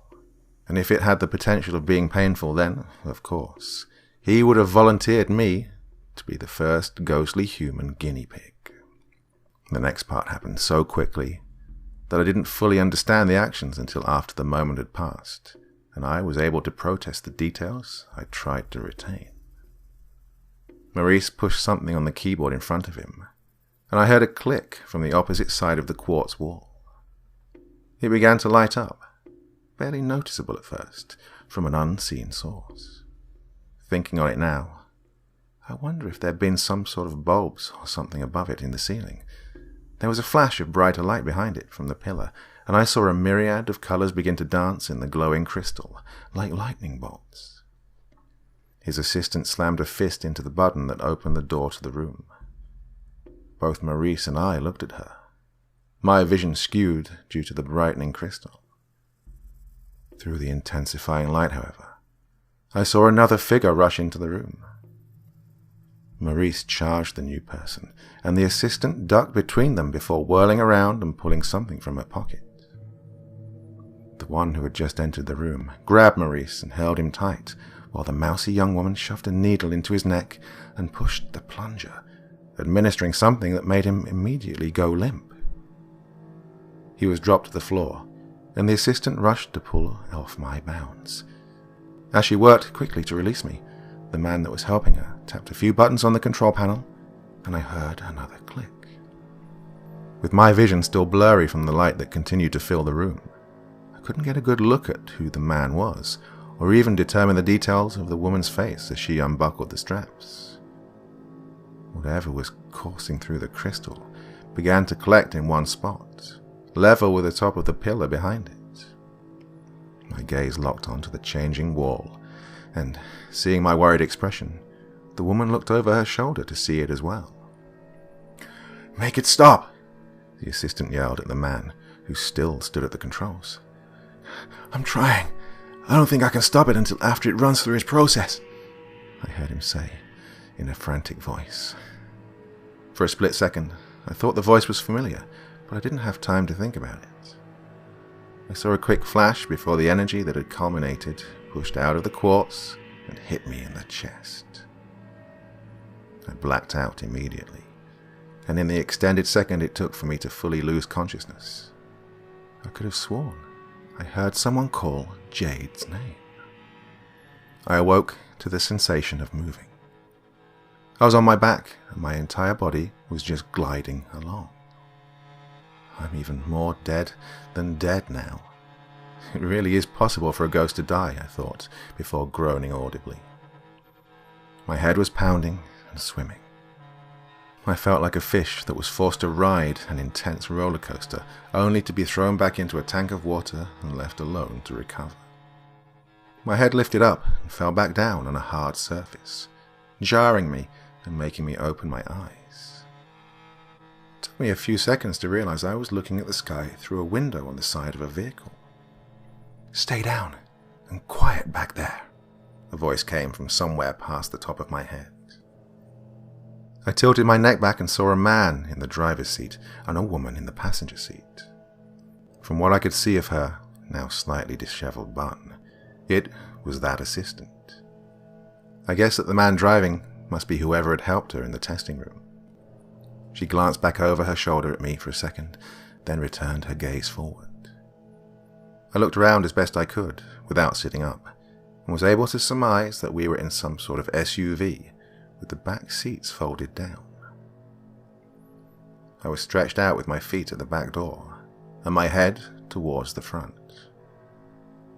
As I was taking in my surroundings, I felt the vehicle slow, and then come to a complete stop. The man's window rolled down, and he greeted someone outside. "How's the wife, George?" asked our driver. "She's at that point where she's ready to strangle me," I heard another male answer. That'll pass soon enough." "Isn't she due next month?" the driver said. "Yes, sir, and it can't come quick enough in her opinion." "What about you? Any exciting plans for the weekend?" the outsider answered. I was confused about what exactly was going on and who these people were, aside from the fact that the ones in the car just broke me out of a supernatural prison. Yeah, the little lady here agreed to go camping with me. "We're going up to the lake. Might even catch some fish for dinner if we're lucky," the driver answered. Lake. Camping. Was I really being spirited away just to go camping? Camping is for people looking for seclusion in the outdoors. What the hell are they planning to do to me? I screamed mentally. "Well, you're in good hands, miss. I'll see you on Monday then. Drink a beer for me, would you?" The man outside let out a small chuckle. "You got it. Good luck with the wife, George. Send her my best wishes." The driver bid the other man farewell. There was a tap on the roof from what I assumed was George's hand. As we drove past, I was able to catch a glimpse of George through the window and saw that it was a man in a security uniform. We must have been leaving the facility. We moved slowly at first, and when my head was pushed up again, I held it there, anticipating the drop this time as we went over what I realized was another speed bump. I heard the engine grumble louder as the accelerator was pressed, and our speed increased steadily. For fear of being snapped at, I remained quiet until someone decided to address me. It was, again, the woman in the front. After a few minutes of driving in silence, she shifted in her seat and turned to look at me. Okay, I think it's clear now. Sorry about that. We just don't know exactly where the point of you becoming incorporeal again is, she began. I could hardly grasp her words, though, as I was too focused on the removal of what I didn't realize before was just a wig. The light brown hair was pulled off and gave way to long, silky black hair. It was the first time I was really able to see the woman, and I instantly understood my mistake. She wasn't ever so quiet because she was shy. She didn't keep her head down out of low self-esteem or fear. I had been way off with assuming she was mousy at all. Jade could never be anything less than strong, defiant, and outspoken. "Jade," I said, with as much excitement as my pounding head would allow. She smiled sadly towards me and gestured to the driver. "Xander, this is Duncan Vaughan. I believe you're met briefly already." I looked at the man behind the wheel intently. He turned his head to nod at me once, then focused on the road. Seeing him now, I recognized his salt and pepper hair and profile. When he pulled a pack of cigarettes from his pocket and lit one in his mouth, I knew for sure who it was. "You're the one that gave me those stones," I said as I sat up and moved to hang my legs off of the edge of the flattened seat. He nodded without taking his eyes off the road. "Duncan is another medium. He's been employed by the Asherton Group for a while and wanted out. He agreed to help us as long as we help him get away from there as well," Jade explained. "For the Asherton Group, there isn't really such a thing as quitting. You either work there until you die, are terminated, or go through a rigorous retirement process," Duncan added after taking a puff off of his cancer stick. "Why does that sound like the government?" I asked. "It's not. It's worse than the government. When they terminate you, they make sure either you can't talk or that no one will believe you. They take confidentiality seriously," Duncan stated. "Still sounds like a spy organization," I said. Duncan snorted out a laugh, but it was Jade who spoke. "I don't think the CIA or NSA or any other government agency experiments on ghosts, but I wouldn't be surprised if they send some over." "Okay then. Who exactly are they?" I asked, looking from Jade to Duncan and then back to Jade. She turned to look me in the eye, and I saw something in them that made me pause. You're not Jade." Her head shook and she responded, "Not exactly. Jade is here, don't worry, but this is Herbert. This was the only way to get you out. Jade isn't really healthy enough to do much, let alone a rescue mission." "What do you mean she isn't healthy enough?" I asked. Anger and concern began to swell in my gut. "I'll explain later, when we get there," Herbert said through Jade's mouth. We drove in silence after that, despite all the questions that kept popping up in my head. Tall, corporate and business buildings gave way to a more industrial section of whatever city we were in, and then that gave way to open fields and developing subdivisions. We turned into one of those subdivisions, and I watched without interest as the houses passed the window. It felt like line after line of homes that almost looked identical, some completed and some still waiting to be finished.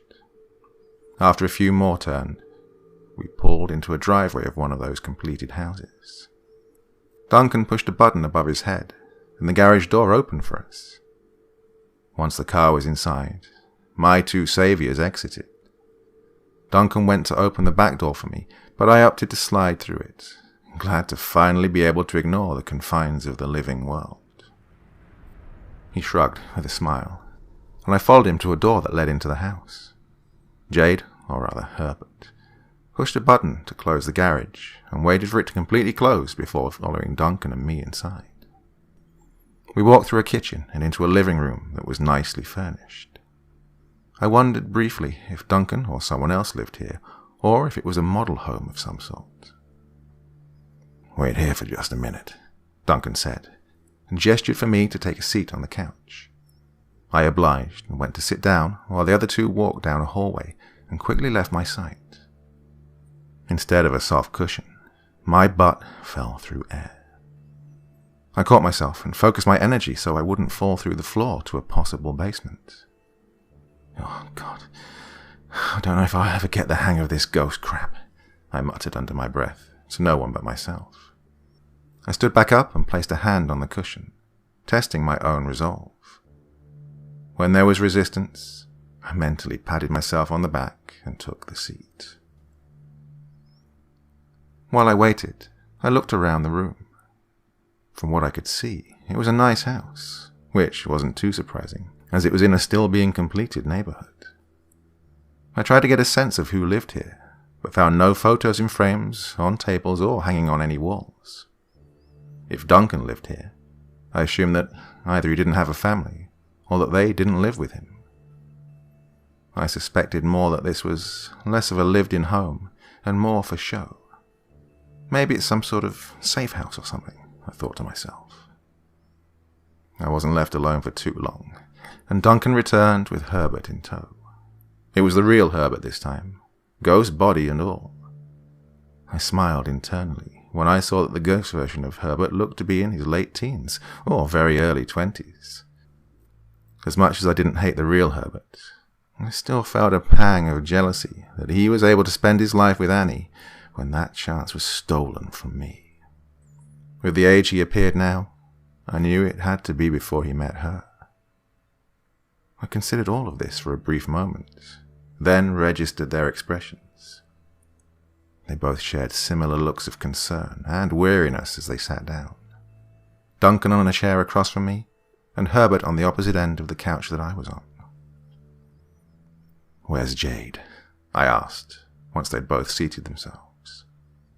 Duncan's expression twisted, and I felt my heart sink, even though I wasn't sure what was going on. I inferred that the way that they both looked, and from what they'd said previously, it wasn't good. Herbert cleared his throat and turned his body to face me easily.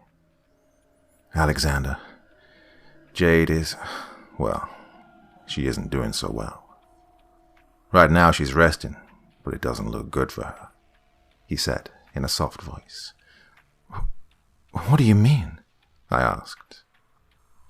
"She's really sick, her body and her soul," Duncan answered. "Maybe we should explain everything while we have the time. I'm sure that Maurice will track us here soon enough. Frank should be back this evening, and I don't know when Jade will be up again," Herbert said. He looked at Duncan as if asking his permission. Duncan nodded, and Herbert took a deep breath before looking back at me. "Yes, please, tell me what's going on," I urged him. My ego didn't want me to sound too desperate, but I really was desperate at that point. I felt like so much had happened while I was in the facility, removed from both the living world and the dead one. "Okay, first of all, Duncan here is a medium, like we told you, and has been employed with the Asherton Group for over a decade. As it turns out, I was also an employee of the group.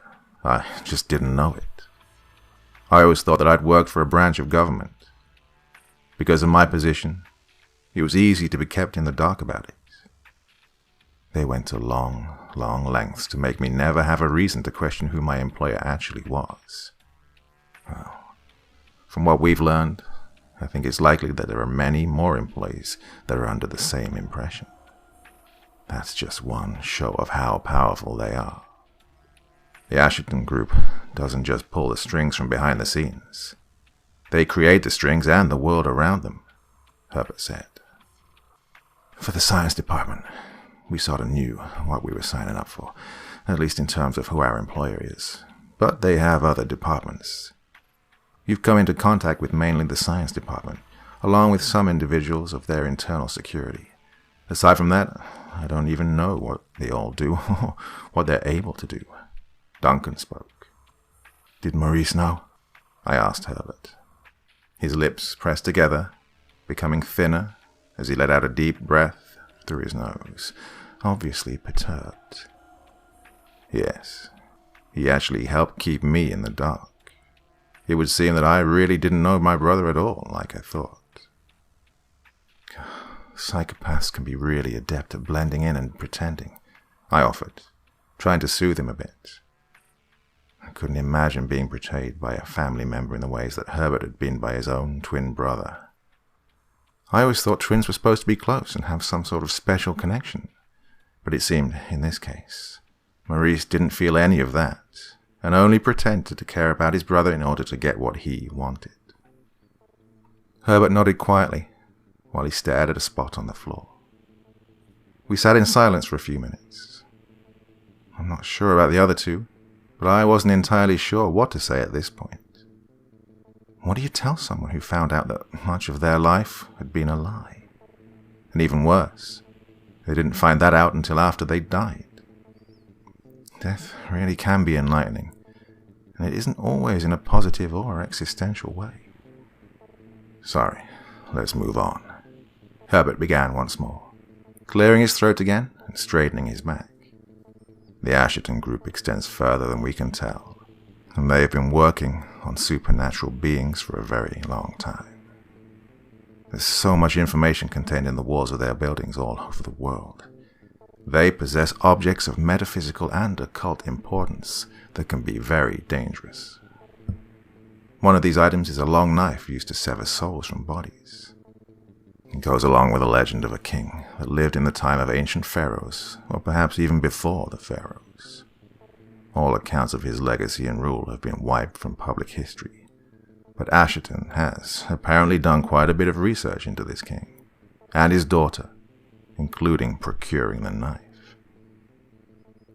What exactly does this have to do with Jade? I asked. I'm getting to that, Herbert answered, and continued. From the little that we were able to learn, this king made a deal with a god to bring back the woman he loved who had died. For bringing the woman back, though, the god wanted a child. It would be born of the woman and raised by the king, but the offspring would be the gods. The deal was agreed upon, and a daughter was born, with only the king knowing who her father truly was. The demigod grew up in the king's care, along with her half-siblings, the king's true progeny. When her powers began to show, the king saw the opportunity and used her to go into battle. It's said that she was able to call the dead to battle and temporarily remove souls from bodies. At some point, the king used her to create a knife that could sever the link between the souls and their bodies for good. His, for lack of a better term, adopted daughter would remove the soul, and then the knife would be used to slice the remaining connection, ensuring that the body would die or be left open for possession while the soul would eventually disappear. What do you mean, disappear? Like, move on to the afterworld? I asked. We don't know. All we know is they were broken souls that couldn't cross into the realm of the dead that you know. The tale continues on, but the only part of importance for us is that the knife. Yeah, as I mentioned, the Ashton group found it, Herbert said. I raised an eyebrow, unable to put the pieces together on my own yet. Both Duncan and Herbert avoided my gaze, and it left me with the sense that they were both struggling with the next bit of information. When neither said anything for a full minute, I spoke up. So, what does this mean for us? They shared a look, and both shifted in their seats. It means that Maurice was able to get his hands on it, and use it. Jade's voice came from the entrance of the hallway behind me. I looked up to see her leaning against the wall. Unlike when Herbert was possessing her earlier, she now appeared terribly haggard and worn down. It took me by surprise to see her in such horrible shape. Her skin was ashen, except where bruises shone through in hues of deep purple and blues. Duncan jumped up and rushed to her side. He wrapped an arm around her shoulders and gently guided her to the chair he'd been sitting on. She moved slowly and shook with each breath. No one said a word until she'd been helped into the seat of the chair. She pulled her knees up and curled into a ball, leaning against one of the armrests. Jade looked at me, and I saw how wrong her eyes looked. They were sunken in, dark circles ringing the now dull green eyes that had once been so bright and vibrant. I was reminded of how brittle and fragile Pauline had looked before she passed away. Jade looked like a walking corpse, and when she softly smiled at me, my heart broke. "Jade, what happened?" I asked in a soft voice. Her smile faded slowly as she responded without answering my question. "I'm sorry about Annie." "Thanks." I trailed off, averting my gaze to the floor. The pain of everything hit me in waves, and I couldn't understand how everything could have gotten so out of control when I wasn't even a living person anymore. I felt tears welling up and swallowed them hard, and then shook my head before taking a deep breath and looking back up at Jade. "Will someone please just tell me what's going on?" Jade nodded slowly once, then looked at Herbert and Duncan, indicating that one of them should continue. It was Duncan that finally spoke. "Jade is dying," he spit out. "While trying to save Annie before she moved on to be reborn, Jade astral projected. Unknown to us, Maurice was waiting for a chance like that, and he used the moment to strike, cutting the tie between Jade's body and soul. Her body is decaying, and she's trying to fight it by possessing herself, essentially.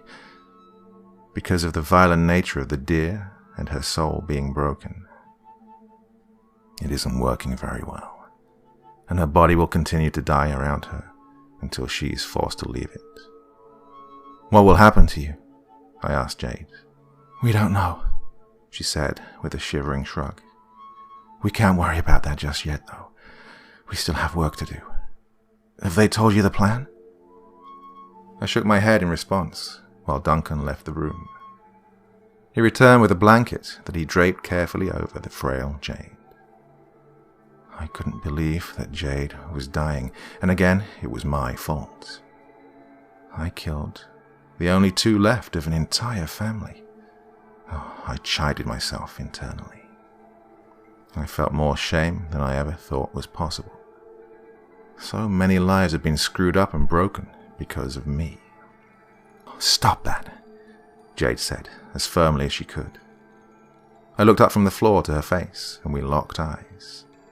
In that instant, we had an understanding. She didn't want to die, but she was also determined to finish what she had started. Beating myself up wouldn't help anyone, especially not her. "So, what's the plan?" I asked. "It's a little out there, and it might be a long shot, but we're gonna use magic," Herbert said. "Magic?" I asked. I thought I'd heard it all, but realized that I was sorely mistaken. It was easy to believe in ghosts, because, well, I was one, and reapers made sense. Even mediums were easy for me to grasp. But magic? Really? Why didn't that even surprise me? "Yes, magic," Jade said. "We tracked down a witch who supposedly can perform something she refers to as soul magic. She's one of the only people in the world that can do it. What we're hoping she can do is lock a soul in an empty body, and then render it unable to move. The soul wouldn't be able to escape the body, and they would remain inanimate, sort of frozen in time," Duncan explained. "Okay, so trapping Maurice's soul sounds like an interesting and potentially good plan. But where are we going to get an empty body to use? Are we going to go grave robbing? Because Jade is in no shape to dig, and I don't think Herbert and I can really operate a shovel. That would leave only you," I said to Duncan, while making a digging motion with my hands. Jade's smile widened, and a light glinted in her. In them, I saw a spark for a moment that made them look almost the same as when I'd first met her, so full of life and feisty determination. She answered me. "We're going to use my body, of course."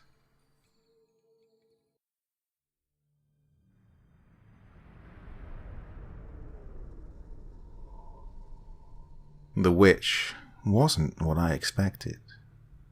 For some reason, upon the mention of soul magic, I immediately thought of a Creole woman with bone jewelry and a tattered dress, maybe even a top hat to go along with it. Basically, I imagined what anyone might picture when hearing the term witch doctor. The woman who knocked on the door, however, was nothing remotely how I'd imagined. When she entered the house, I actually considered for a moment that there might be some horrible joke being played on me. There was no way this could truly be some witch who was more powerful and skillful than many others on the planet. What sort of impressive witch wears jeans and a t-shirt? Weren't they supposed to have dark hair, wear black dresses or some crazy costume, and be older? The girl looked like she could still be in high school and had blonde hair pulled back in a ponytail. I gaped at her as Duncan led her into the living room and offered her something to drink. She took a seat in the middle of the couch, across from Jade in the chair. "Close your mouth, Xander," Jade commanded calmly. I immediately shut my mouth and looked at her in confusion. She didn't look at me, but greeted the woman instead. "Avery, how are you?" The young witch smiled warmly at her. "I'm good, Jade. How are you feeling today? Any better?" "Sadly, no. I don't think there will be any feeling better for me anymore," Jade answered. The witch, Avery, frowned and looked at Jade with a morose expression. "I'm sorry to hear that. I wish there was something I could do, but I just don't know anything that could help. I tried looking into it, but there's nothing solid to be found." "Now, no, none of that. It'll all be over soon, so it's okay," Jade said, sounding more like Pauline than ever. "Oh, is everyone here and ready?" Avery asked her. I watched as she looked around the room and realized then that she couldn't see me standing next to Jade, and she seemed to also not see Herbert entering from the kitchen with Duncan. So, witches can't see the dead, I surmised to myself. Duncan handed her a can of Diet Coke with lime and nodded an answer. "Everyone needs to be here right now. I expect Maurice will be here soon too, so we shouldn't waste too much time if that's all right," Jade said. We all knew that so far we had been lucky that Maurice hadn't tracked us down in the last couple of days. "I agree. I'd like to try and get everything set up and begin the ritual before he interrupts. The farther we can get into it, the better. That way, hopefully, all we will need to do is close the lock on him and go from there," Avery said. "What about Frank? Does he need to be here?" I asked. "No, Frank doesn't need to be here for the ritual itself, but he'll be joining us soon, I'm sure. Right now, he's still keeping track of Maurice," Jade told me. I nodded to her, thinking about the relationship between her and Frank. I was curious, but I didn't pry. It didn't feel like the right place or time to ask about what happened in my absence, or details of how they came together to have such a relationship. I'd observed a few exchanges between them, but I hadn't been able to put together their story. Avery excused herself to the bathroom in order to prepare. I wasn't sure what that meant, but understood when she returned and had some freaky makeup on. Her face was painted bone white, and dark makeup created shadows around her eyes and cheeks. It made me think of a skull design Annie and I had seen at a Dia de los Muertos festival so many years ago. Ah, there's the creepy witch doctor vibe, I thought, as Duncan moved the coffee table to one of the sides of the room. Avery knelt down and began removing items from the sturdy case she'd wheeled in with her. I could imagine how awkward and heavy the large thing would have been to transport, if not for the wheels. At first, I saw typical items such as candles, crystals, a cloth, and salt. When she pulled out a skull, though, I couldn't help but be surprised. "Is that a human skull?" I asked aloud with a gulp. Jade giggled softly and repeated my question for Avery. "Xander wants to know if that's a human skull." "Of course it's a human skull. It might even be yours," she answered nonchalantly. My eyes widened and Jade broke out into a fit of laughter that made her weak body shake furiously until she was able to stop and let her body relax. I heard her breaths come out as soft wheezes from her failing lungs. Once her body had calmed enough, Avery spoke once more, looking at the skull that she held in front of her face. "Relax, Xander. It's from a body that was donated to science a very long time ago. I don't go around digging up dead people. I only summon them to do my bidding," the witch said. I waited a moment for a mischievous smile to cross her face again, indicating another joke, but none came.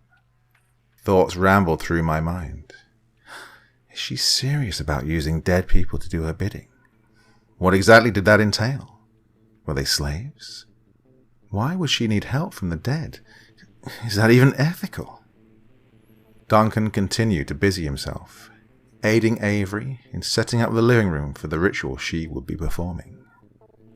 She moved some more furniture to give her the space she would need, and when it was to her satisfaction, she sat on the floor with her legs crossed. She closed her eyes and held both arms chest high in front of her, with her elbows bent and her palms facing the ceiling. Her lips moved, but I wasn't able to hear what she was whispering. She didn't stop until I saw a figure join us. I had no idea where he came from at first. He was simply not there one second, and then there, standing behind Avery the next. She opened her eyes, and he reached out a hand to her shoulder. Her head tilted upward, and she greeted him with a smile.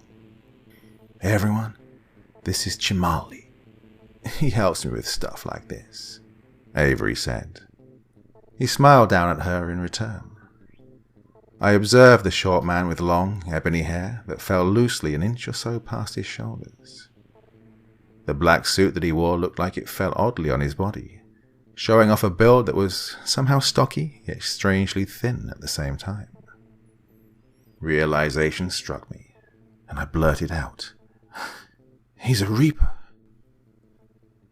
No one answered me, and when I looked around the room, I saw that Duncan and Herbert were intently watching Avery as she began pouring something thick and dark from a glass bottle into the clay bowl that sat in front of her. I wasn't sure, but given what I'd seen so far, and the nature of the spell she was working, I guessed that the liquid was blood, hopefully from an animal. Chimali knelt down, hand never leaving Avery's shoulder, and began speaking in a low voice. I tried to listen to the words that he was saying, but after straining my ears for a moment, and still not understanding a single word he uttered, I caught on that he was speaking another language. Even if I was able to determine any word or phrase, I would never have been able to actually know what he was saying. Next to me, Jade had her eyes closed, and I could tell that she was struggling to breathe normally due to how weak her body was. A few minutes passed, as Avery deliberately and carefully went through the motions of whatever the hell it was she had to do before she joined Chimali in the ancient chant. I felt awkward, and didn't know what else to do other than to keep standing there beside Jade. She opened her eyes every few minutes and watched the ritual taking place for a few seconds before closing them again. I was startled when Frank appeared suddenly from the direction of the kitchen. I think I even jumped a little, but thankfully no one seemed to notice. Everyone was engrossed in the magic being worked. Frank strode to stand on the other side of Jade and reached down to touch her hair gently. Her eyes opened, and she smiled up at him. As frenzied as her demeanor seemed, he took a second to lean down and kiss her forehead before standing up again and addressing us all.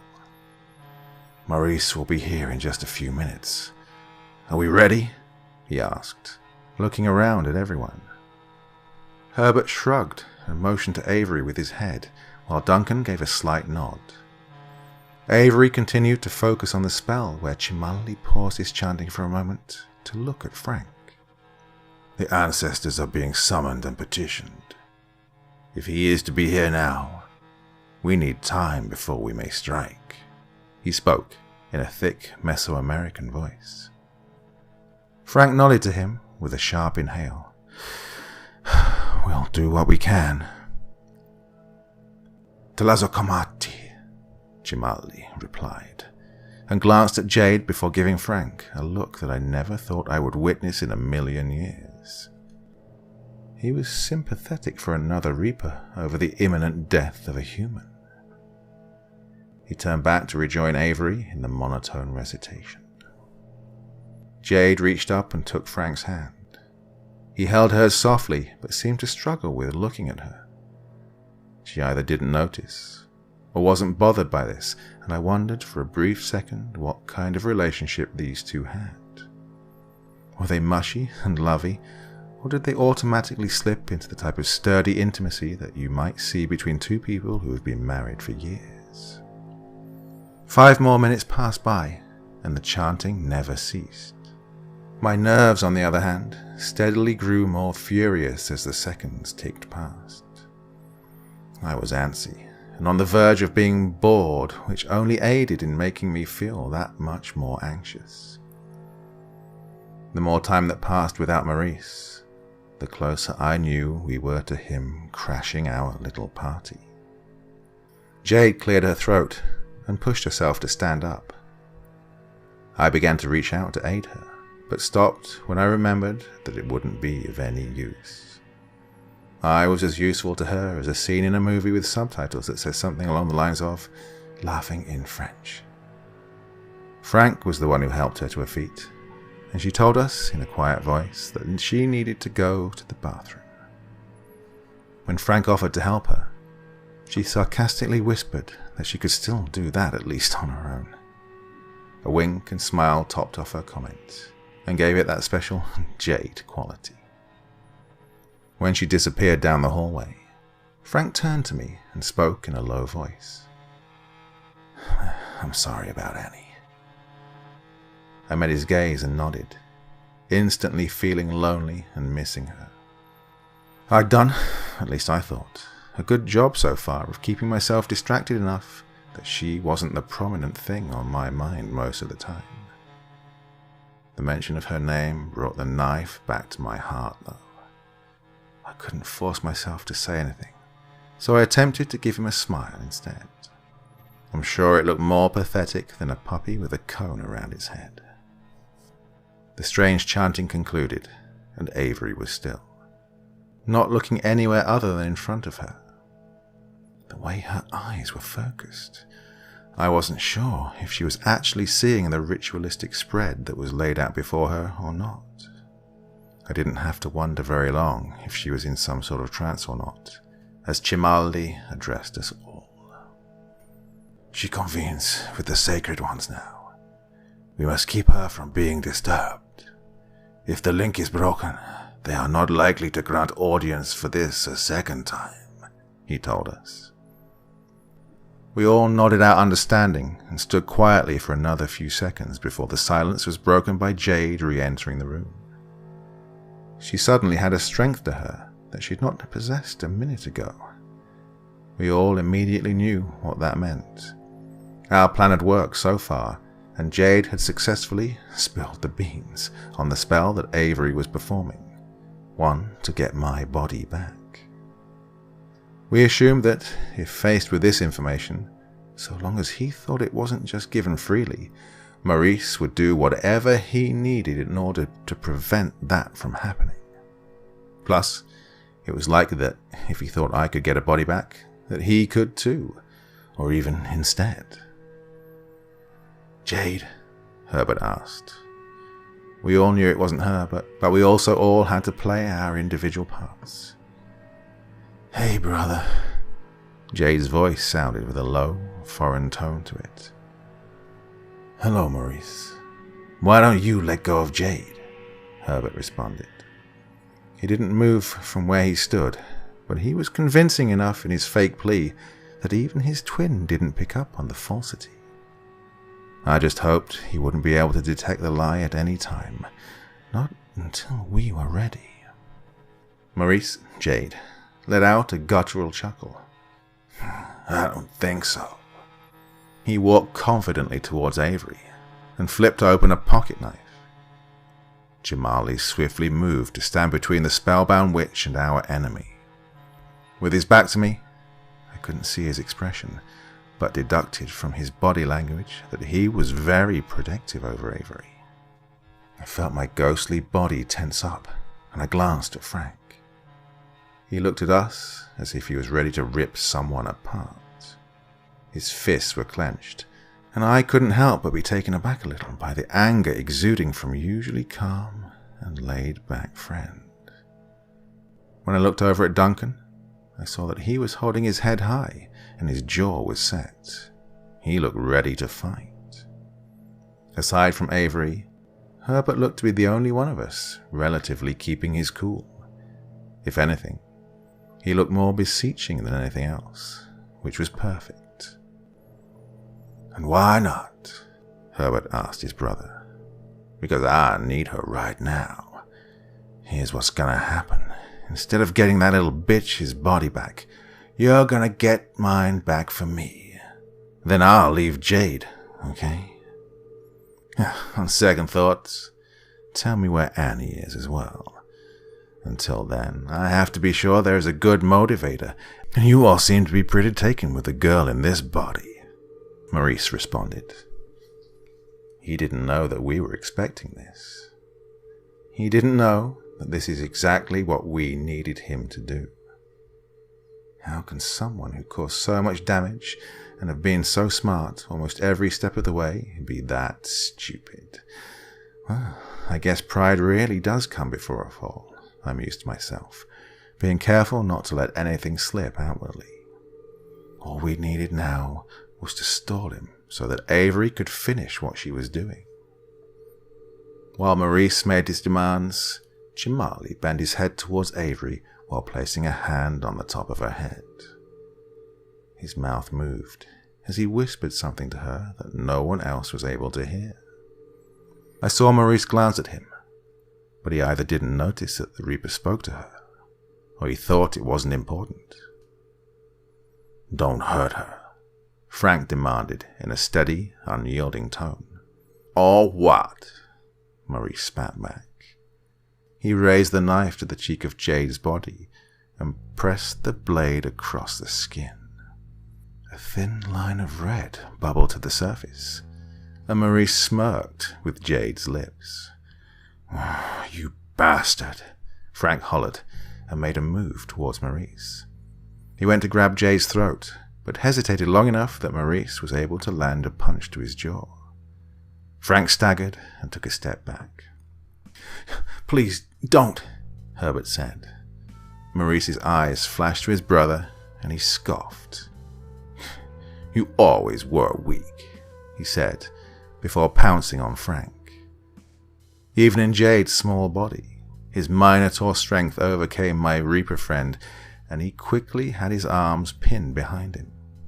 Frank worked to shake him off, and they both landed on the floor, the tussle moving dangerously close to Avery. Jamali worked to block them from bumping into her. When this failed, he lunged at the two. Both Reapers worked to subdue the monster, who was finally incapacitated after getting to his feet and then having them yanked out from under him by Duncan. Jade's body fell limp as Maurice let them hold him down. He began to laugh maniacally as the three men used their bodies to keep Jade's poor form pinned against the floor. "Nice try, boys. Tell me, Duncan, have you ever had someone inside of you?" Maurice locked eyes with Duncan and said through gritted teeth, "Tell me, asshole. Have you ever had 12 inches of obsidian inside of you? Avery asked out of nowhere. Rolling over from her cross-legged position, she pounced on him and slammed the knife that had been hidden in her lap into Jade's chest. Somehow the witch had managed to get back in the game just in time. The expression on Jade's face morphed to one of shock and surprise, as the person Maurice hadn't expected was the one to make the move. His arm twitched as he floundered his fingers, trying to locate the knife he had only minutes before. He found it with his eyes, instead, a few feet away. Chimali said something in his native language that I didn't catch, then gripped the knife in both of his hands. Instead of removing it, he twisted the hilt, similar to the motion of a key in a lock, and left it there. The knife would stay there, buried up to the hilt in Jade's chest, in order to keep the spirit of Maurice trapped. What? Why can't I get out? What did you do to me? Maurice yelled and sputtered as he struggled to lift himself out of her body. Duncan, Frank, and Chimali all released their hold on him and stood. Instead of being able to exit the possession, his tries only resulted in spasm-like movements of the flesh and blood cage that he was now locked in. It was painful to watch Jade's body begin to form a pool of blood beneath it, as ragged breaths became more and more difficult for it to make. You're locked in, Maurice. You can't hurt anyone else ever again, Herbert spat out, with no attempt to hide the disgust and disdain in his voice. Yeah, and by the way, Annie moved on a long time ago, I added, thinking it sounded tough and final, when it probably sounded like a sad attempt to be part of the gang. We kept silent after that, waiting for the final death throw as Avery returned to her place of magic. She lit of the few previously unlighted candles and began another spell, the one that I assumed would put Jade's body in an undying stasis like a magic-induced cryogenic sleep. As Jade's body continued to lose life, a hazy, ghost-like version of her appeared, starting from a faint outline and progressing only a fraction of the way I was used to seeing. She wasn't the same as a regular ghost, like Herbert and me. We were unbroken and appeared relatively solid most of the time, but Jade's appearance was more like a double-exposed photo, a faded form of herself that wasn't meant to be in this scene. Avery, do it now, she commanded gently. Her voice was as faint as her body and sounded more like a breeze than a human-made noise. She says to do it. Frank spoke aloud to the witch. Avery nodded and began chanting once more. It was different than before, but still in another language. She retrieved a small poppet from under the things in front of her and began to work. The rest of us remained standing and hovering over Jade's body as it took a final breath. I couldn't be sure if the body had lost the ability to breathe because of death or the spell, but I assumed that it was a spell. It was done. I looked at the body form on the floor and then at the barely visible Jade who stood before me. Talk about an out-of-body experience, she said with a deep breath. No one answered. She would be gone soon, left with no more ties to the living world and shut out of the world of the dead. Guilt bubbled back to the surface like stomach bile in my throat. I'm so sorry, I choked out, tears beginning to fall. I really was the reason 2 people were dead now, 2 amazing and gifted people. I was the reason that Frank was having his heart broken. Everything that had happened was because of me, and there was nothing I could do or say to fix that. I would be plagued with that knowledge for who knew how long. Oh, stop that, Jade said. Somehow, her voice managed to ring in my ears, but not the same way a scream might. It was more akin to the soft and steady din of wind chimes caught in a constant breeze. I know what you've been doing, and although I might have been glad to see you beating yourself up a couple of months ago, things are different now. Stop blaming yourself, and stop blaming the real monster. Blame the asshole who actually hurt people. The one who actually broke my spirit. I nodded at her, knowing she had to be right, but I still felt as if I deserved all of the torture I'd undergone.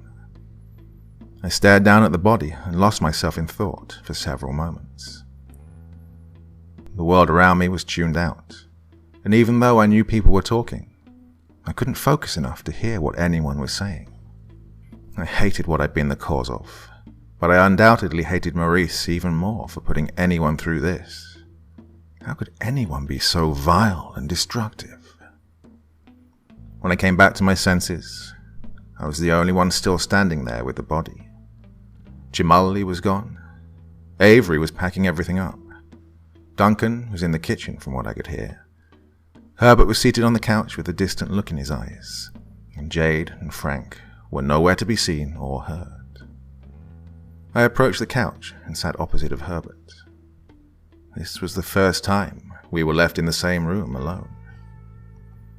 As uneasy as I expected to feel, there was something about what we'd just gone through together that made all of the stress of our odd connection fade away. "You okay?" I asked him. He looked at me and began to focus back on reality. "Yeah, I'll be fine. There's just been so much to take in recently," he said. "Yeah, I know what you mean. I can't believe your own brother could have done those things to you," I said. I have to admit that, in some way, I'm not entirely surprised. Part of me is still shocked at all the lies and how so much of my life wasn't what I thought it was. But then, the other part of me is strangely content with the information, and unshaken by the knowledge that my own brother was a villain.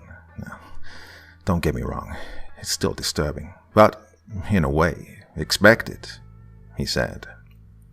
I wasn't sure how to respond to that, so we sat in silence for a few minutes. "I have to ask, why did you help us? Wouldn't you have wanted Annie to yourself too?"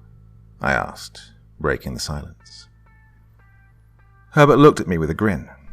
"Nah, I had my time with her, and as much as I loved her, there was never a doubt that you were her one. I was just lucky to have a chance to share time with her in your absence. We did have a good life, Xander, but don't think for a second that she ever stopped loving you. I knew she didn't, and I had to make peace with that a long time ago. I have to admit I was a little jealous, though, trying to fill your shoes, but you're not the only one who was separated from a lover by death. Maybe she wasn't my soulmate. Maybe she was. But there is someone I never really got the chance with. I think I need to find her now that we're on the same side." I shared his smile and watched him stand up. He patted me on the shoulder as he walked by, towards the front door. I opened it, and I saw Jade and Frank enter the house. Jade looked even mistier now, like a dense swarm of gnats in the shape of a person. Jade and Herbert shared some words as Frank stood stoically beside her. "All right, everything is set up. I'll be out of here in a few hours and the body will be taken care of," Duncan announced, as he joined us in the living room. Avery snapped her case shut and locked it before standing and wheeling it to the growing group. I followed her and joined everyone in the circle being formed. We said our bittersweet goodbyes and thank yous to one another.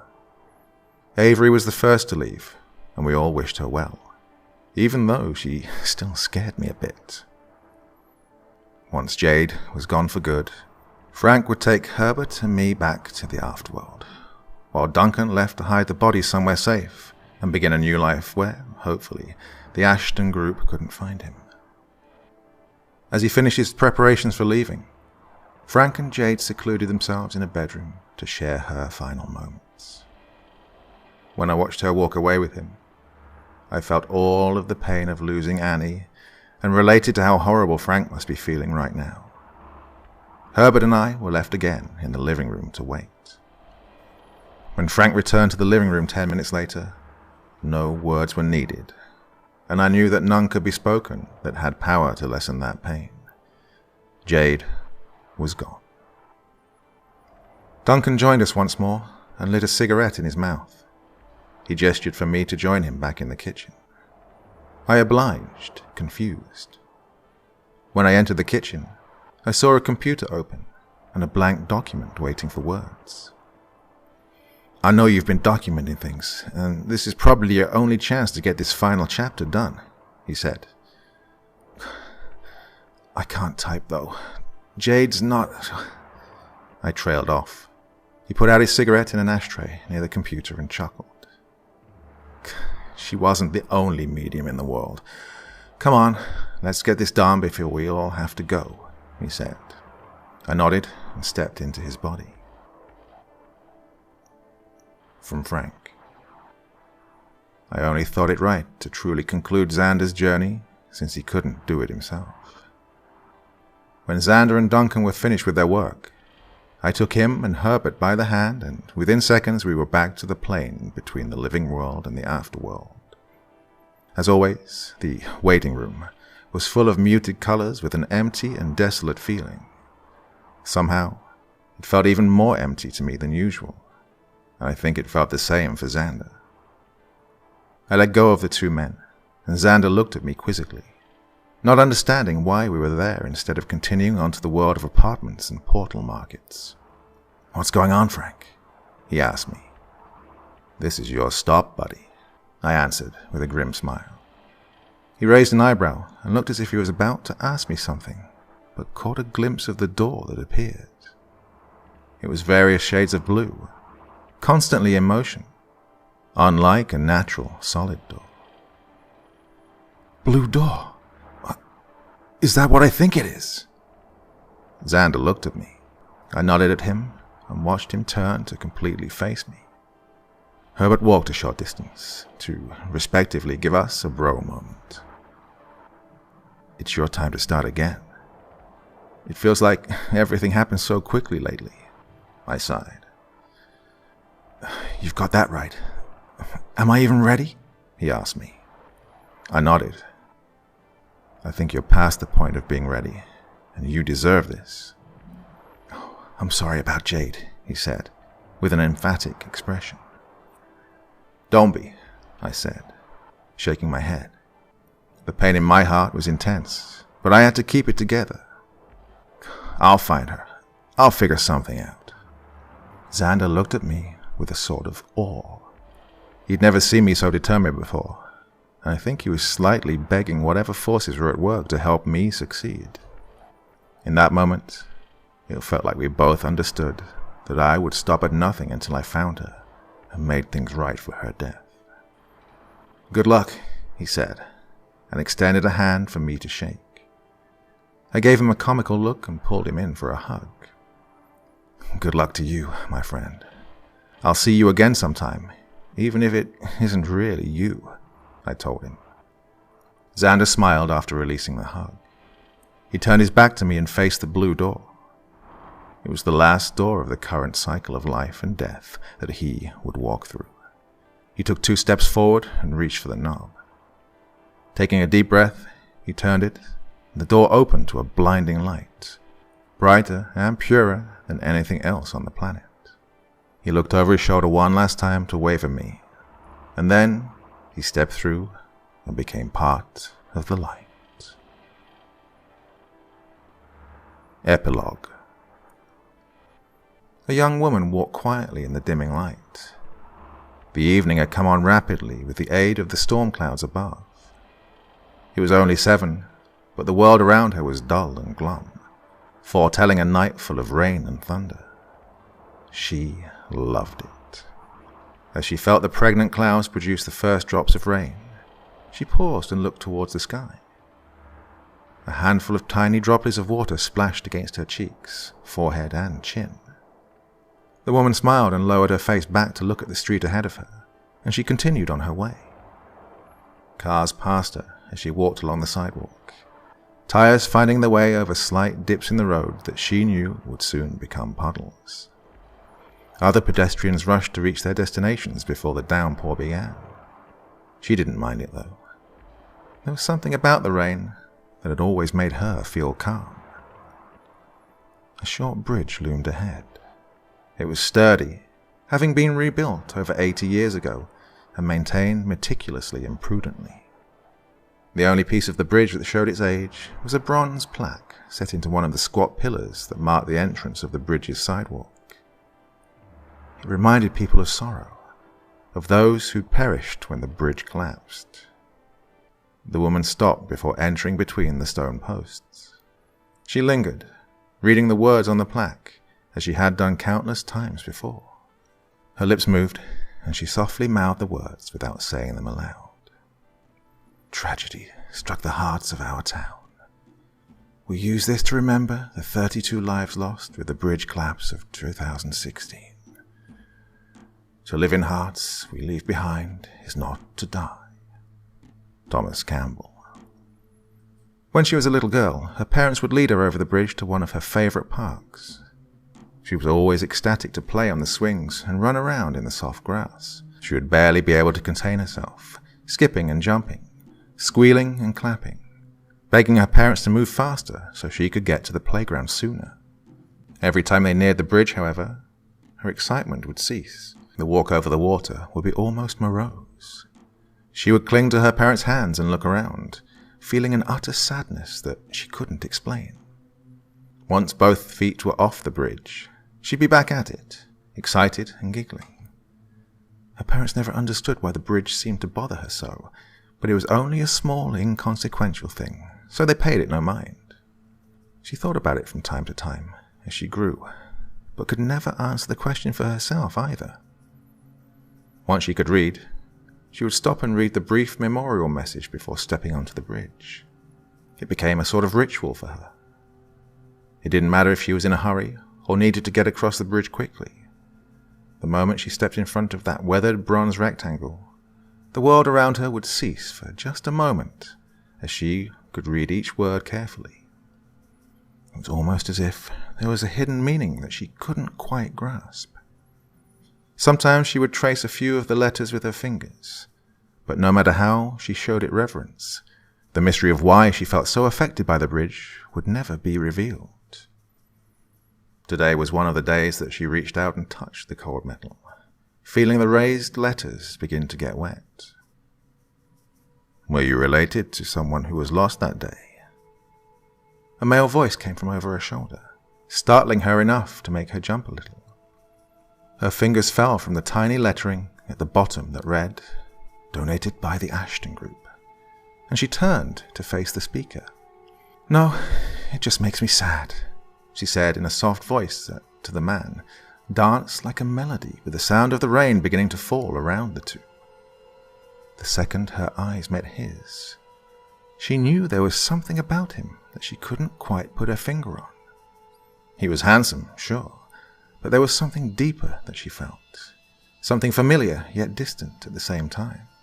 She couldn't say that she recognized his face, but something inside of her sparked with some manner of recognition. "I know what you mean." He shared a small, comforting smile with her, his eyes never leaving hers.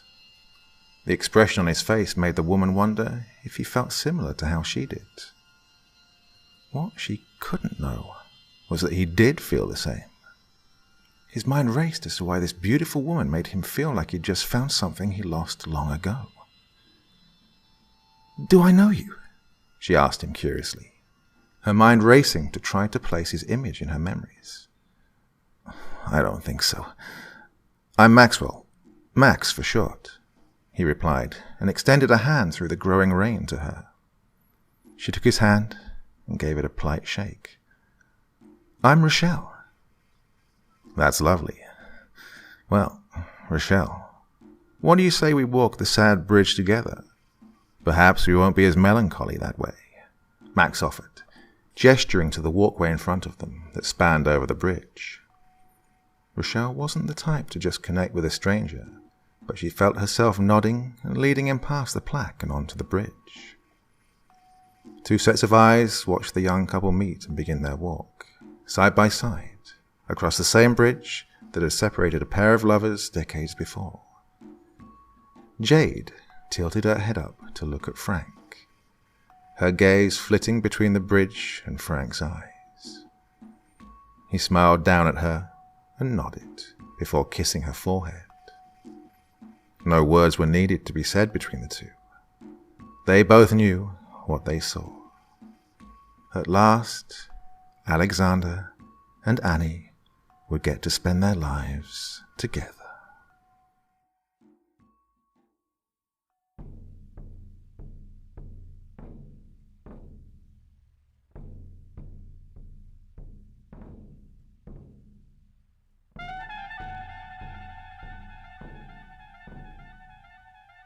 Well, I don't know about you, but that's exactly how I wanted that to end. Okay, well, thanks for listening. I hope you enjoyed that one. Well, a bit lost for words right now. Next video will be coming up in just a couple of days, so please join me again. Hey, you know I'll be waiting for you, don't you? Of course you do. Okay, until then, sweet dreams and bye-bye.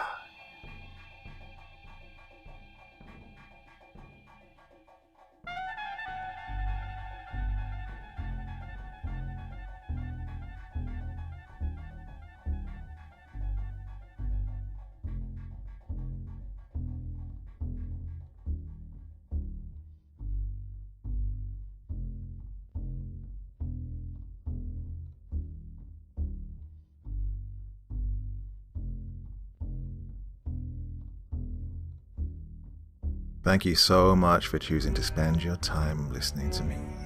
Now, if you enjoyed the Dr. Creeping experience, then come find me on Facebook. Come chat with me on Twitter.